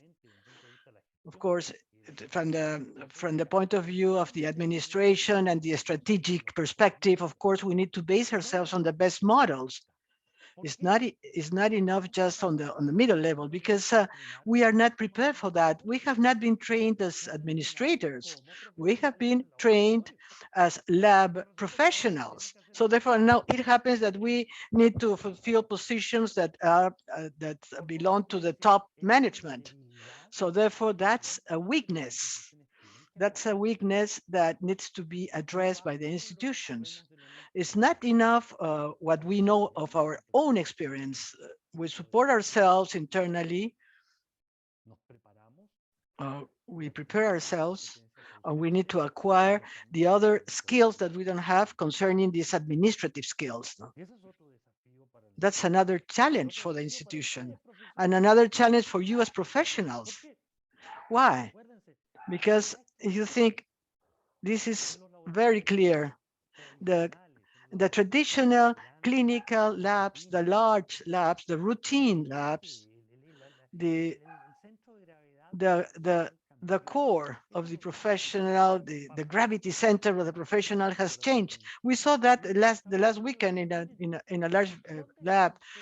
I showed them a video and they said, where are you located in this case? And the video showed a laboratory in Barcelona, a very, very large lab, where inside the laboratory there was no one, no professional was there. all robotics. Everything was working automatically. So therefore, the professionals were outside in their own consoles with their own control screens, and they were controlling everything. A sample that is repeated, a sample goes there, that the robot takes the sample, quality control, accepted, rejected, rerun this. Everything is managed from the outside, remotely. And where is the pipette? We don't know. No, it's just all keyboards, and that's it. That's the idea, concepts, information. So therefore, the access of the clinical lab in some aspects is moving forward, not towards the practical aspects, but to the management of the information, to the decision-making process. So therefore, young people now must understand that their future jobs will depend on how skilled they are to manage this kind of tools, because automation will be invading our laboratory, whether we like it or not, in the short or in the long run, really. So therefore, and this concept, this game of concepts that somehow is forcing us in accordance with the 15189 standard, it somehow is preparing us. We need to prepare ourselves in other fields. And those that do not have a clear vision of these concerning the efforts required to acquire other competences, which are not closely related to our profession, well, are those that in the future distribution curve will be left aside. So in reality, this sort of change,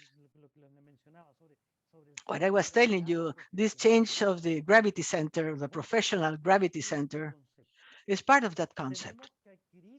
We need to acquire additional information, complementary information from other fields of action. And we need to do this. This is mandatory because every time we are moving forward more and more towards the data management, and not so much on the practical area of how to distribute a pipette or how to handle a pipette.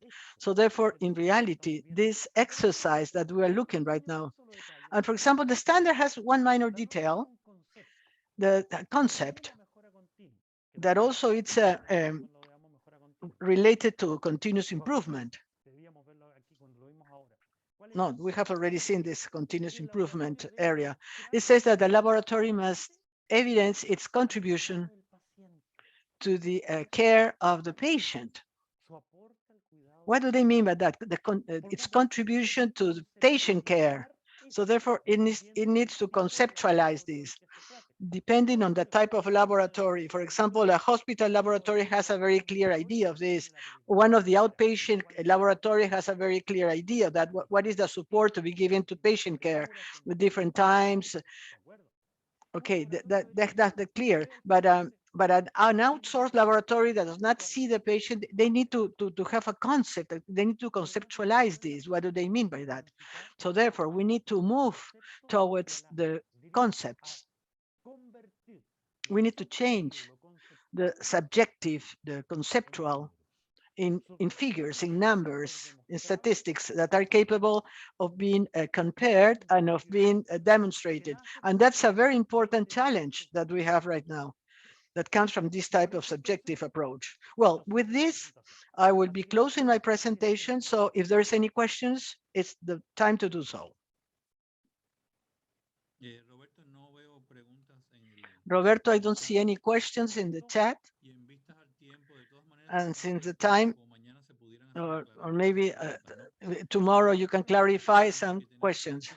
Since we have 15 minutes left, 15 minutes of delay, we will now continue with the presentation of the Mexico laboratory, which is the national or supranational reference laboratory. They have already undergone this type of accreditation, and they are ready to be accredited in a different tests. So I will pass the floor now. Luz? Yes. Good morning. I will be giving the presentation for the supranational laboratory. Yes. Give me some minutes, so I will be sharing the screen.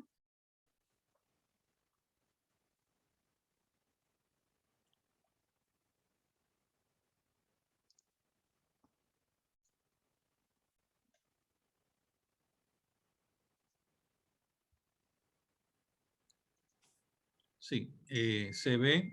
No sé si podrías ponerla a modo de presentación. Ok. Okay, adelante. can you put it as a presentation? Okay, go on. Yo creo que sí, Luz, esta parte de Luz, that part of the general information of the country, characteristics, I think that we can skip that part since we don't have much time really.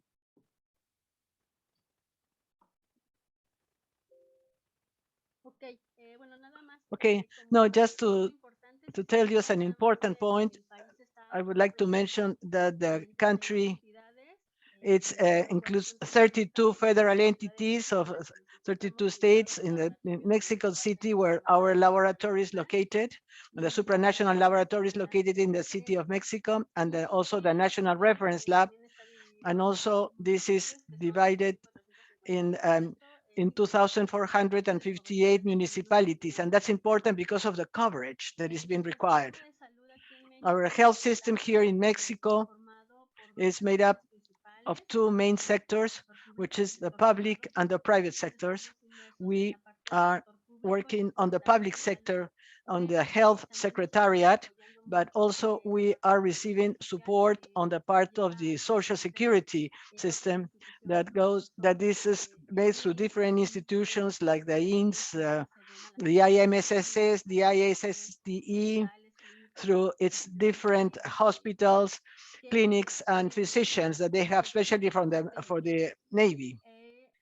The Navy, the institutions of the Navy, and the part of the Health Secretariat is what we know as the Popular Health, that now is called INESABI, and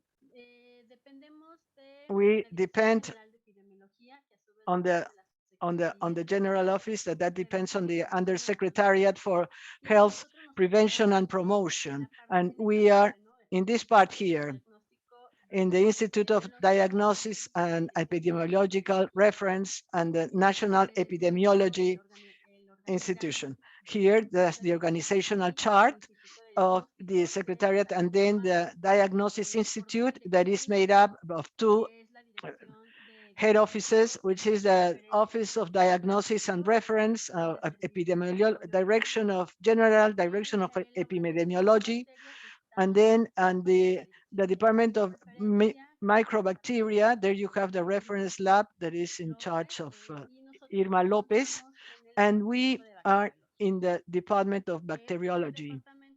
This department is one of the largest departments in the Institute and is made up by several diagnoses and support exercises for different diagnoses. And here we are working on the microbacteria lab that is made up of 17 healthcare professionals. We have chemists, lab experts, and also we provide administrative support. Since this is a very large laboratory, we require that large number of people working there. On the part of coverage, and this is centered in three important levels.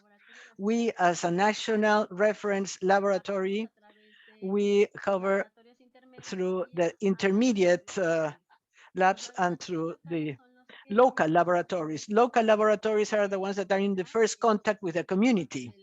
They are the ones that make all the sample collection and transport, and they send this directly to the intermediate labs, that is at the state level. Here it is important, there's the map that I'm showing you. Here it's important to know that each one of the states of the country has its own state laboratory of public health, and they also have a network of local unities or sample collection units that they provide the support for the service, diagnosis and surveillance of tuberculosis. And also we include here the other units that include the healthcare, which is the IMSS and the IPSSA, that provide a very large coverage as well. As part of the local laboratories, we have through the intermediate laboratories, we control around 1,034 local laboratories, and including with, in addition to the laboratories in those institutions that I have mentioned. What are the tests that are carried out? Usually it's a bacilloscopy or CN, or a Petrov culture on liquid and solid and liquid means. And it is identification through chromatography, the PFS 1 and 12, also biochemical tests, and also molecular biology. This is done through a laboratory that is also inside the institute, but this is on a transversal approach. This also we carry out from the first and second line tests, the MGIT system. And also with this year, we have implemented the expert MPV and the expert ultra. Also, we carry out the sensitivity, the first and second line sensitivity test, the LPA. What are the exams that have been accredited? This is the bacilloscopy by Seal Nielsen. This has been accredited for some years already, and the proposal is to continue the accreditation of this for the next year and up to the year 2023. What are the proposals to expand accreditation by the support of this project that is being proposed by the Horas Conjur? It is to obtain accreditation for the isolation identification of the tuberculosis M complex, and the other will be the test of sensitivity through the MGT system. So therefore, with this, we are planning to reach accreditation during the years 2020 to 2022 and continue with this up to the year 2023. What are the benefits perceived in the accreditation? Well, let me tell you that the INDRE is focused in showing the technical competence that is sustained by a quality system. And this, we are planning to do this through the accreditation Mexican body, which is our governing body here in Mexico, and through the improvements in the management and technical quality that will contribute with practical benefits in our daily work in all the areas of the Institute. And also this will include the laboratory of microbacteria. Of course, this will require a comprehensive and very thorough assessment under the standard ISO 15189 and ISO 9001. It's important to mention, and this is an important advantage, that the INDRE has a fully implemented integrated management system, and this will facilitate the entire process of accreditation. And also the staff that is responsible for this area has a culture of promoting quality throughout the processes. Also here in the Department of Bacteriology, we have a person responsible for quality assurance. And he has been accompanying this process. One of the benefits is if we expand accreditation to include more exams, this will enable us to establish whether the work is being done in a correctly and adequate form according to the standards. And this will be done through an analysis of the organization, the planning, and whether to see if all the institutions are working properly, and we can verify this. And if there's any deviation or any error that we can correct, we need to identify this in an immediate manner and to act rapidly in order to give a prompt solution to the problems that are maybe associated to the related to methods, to the staff, or to the equipment. Also, we are looking for the best improvement of the service to ensure delivery of precise and reliable results that are linking the processes with validated methods, well-calibrated equipment, skilled staff in order to carry out all these tests and exams properly. Also to implement more control points in order to minimize risks and to be able to continue with the process. To reduce costs, since we have all the methods duly assessed, this will prevent any unnecessary repetition of the test. Since it has been all accredited, the test will have a greater reliability. Another benefit that we are seeking also is to have a greater competitive advantage that shows the competence of the laboratory in the services provided to the network. As I mentioned, we have a very extensive network that covers all Central America. And the idea of being accredited is a great advantage for the supranational laboratory. And also, this gives us an international recognition, and we are a benchmark in order to keep the credibility and the reliability. And to finalize, the main difficulties related to the accreditation project, that here at the Institute, the implementation of the quality management system, as I have mentioned before, has been somehow a slow and complicated process.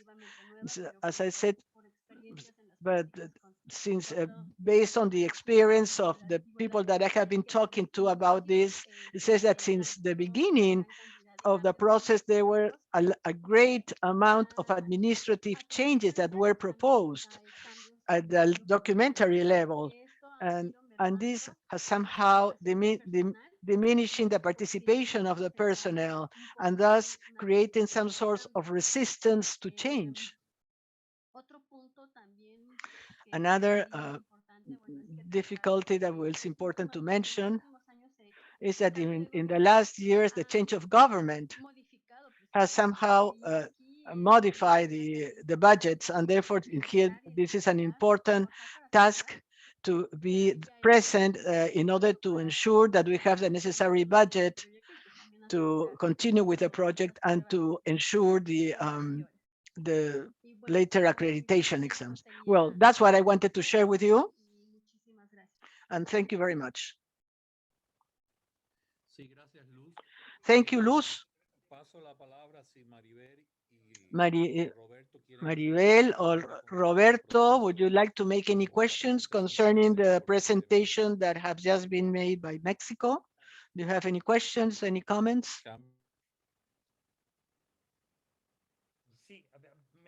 Yes, I would like to make a question.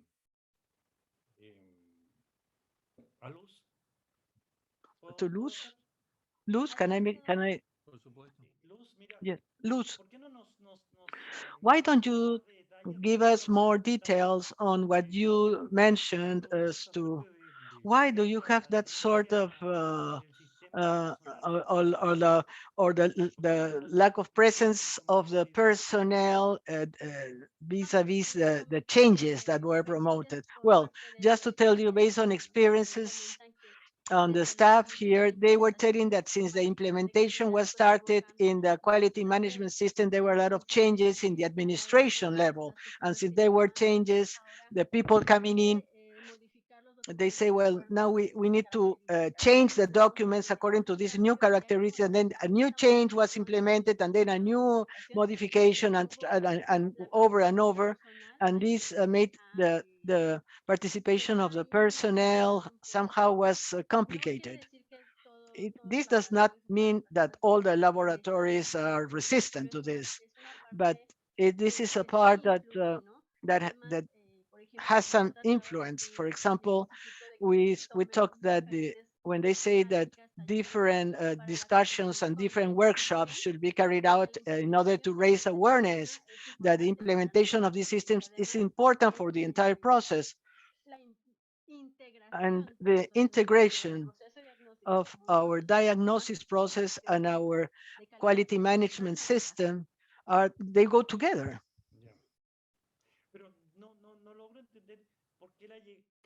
Well, but I don't have a clear idea. Does the process are changing or the people are changing? No, the people. And why does this have an immediate effect on the documentation? Because there's a change in the formats on how to present any report. For example, every time that there is a review, we need to change the document. Maybe there are changes that are not so significant, but they somehow are diminishing the participation of the personnel. Interesting, yes. Maribel, you would like to make any questions? Hola Luz, good afternoon. Thank you for your presentation. I would like you to tell us a little more on how do you manage compliance with the requirements associated to the handling of the sample, especially the sample collection. You don't do that directly, but how have you implemented a control of the entry of the samples? What points of control are kept according to that process? Yes, we do not, yes, it's true that we do not make the sampling per se. This is delegated to the local laboratories and to the health to the public health laboratories. But what we do here is that we publish, and this is available in the network. We publish a document with all the requirements in order to have a good sampling process, the sample transportation process, and that's how we do. And how do you monitor this? How do you see that this is fully complied with? Well, here also we have also a special section for the acceptance and rejection of samples, and therefore all that information is included as part of that process. Thank you. We have a question from Yanira Melendez from El Salvador. I would like to know, how have you improved the adherence for the implementation of the quality management system? Well, that's what I was telling about. It is through by raising awareness among the staff through different talks and workshops, and also some training courses that are given on the standards, both on the ISO 9001, the 15189, and other standards that are also related to the activities of the laboratory. And also we are carrying out different analyses of all the parts included in the process so as to identify opportunities for improvement. Thank you. There is another question here from William Ruiz. Say, what is the commercial establishment that you will be used for the accreditation of the AGMPT 64 tests? Is this test being validated for both methods, for liquid and solid media? I will create, generally the laboratories in the region, I will answer first. Generally the laboratories in the commercial establishment that they are using is the BioLine or Metter Dickinson. I don't know, Luz, if you have any other names or any other laboratory that you are using. Yes, we are using the standard BioLine. The DVD, we're not using that. The DVD is more expensive, but DVD is recommended. And since William is asking, just for the liquid media culture, is especially for those, because they are the ones that work principally on liquid media. I have had experience with solid media, but I didn't see any difference. By SB BioLine is recommended for cultures based on solid and liquid media. There is no problem. This is they are recommended in the insert for both of us. Well, Luz, we thank you for your presentation. I think that we are on time. We have accomplished the entire schedule program for today, and we will meet once again tomorrow at 9 a.m. Peruvian time to continue with this workshop. We're going to have a very important topics, and I thank you for your participation and the questions, because the questions have been very good, and you are the ones that are working on that and are the ones that present the daily difficulties. So Lourdes, through an email, could you send us the link for each of the recordings of the different days, whether this is going to be sent directly by email or should it be placed on a specific site so that you can access it from that directly. Well, thank you. See you tomorrow. Thanks. Thanks. I would like to ask also we'd like to thank the coordinators and the facilitators.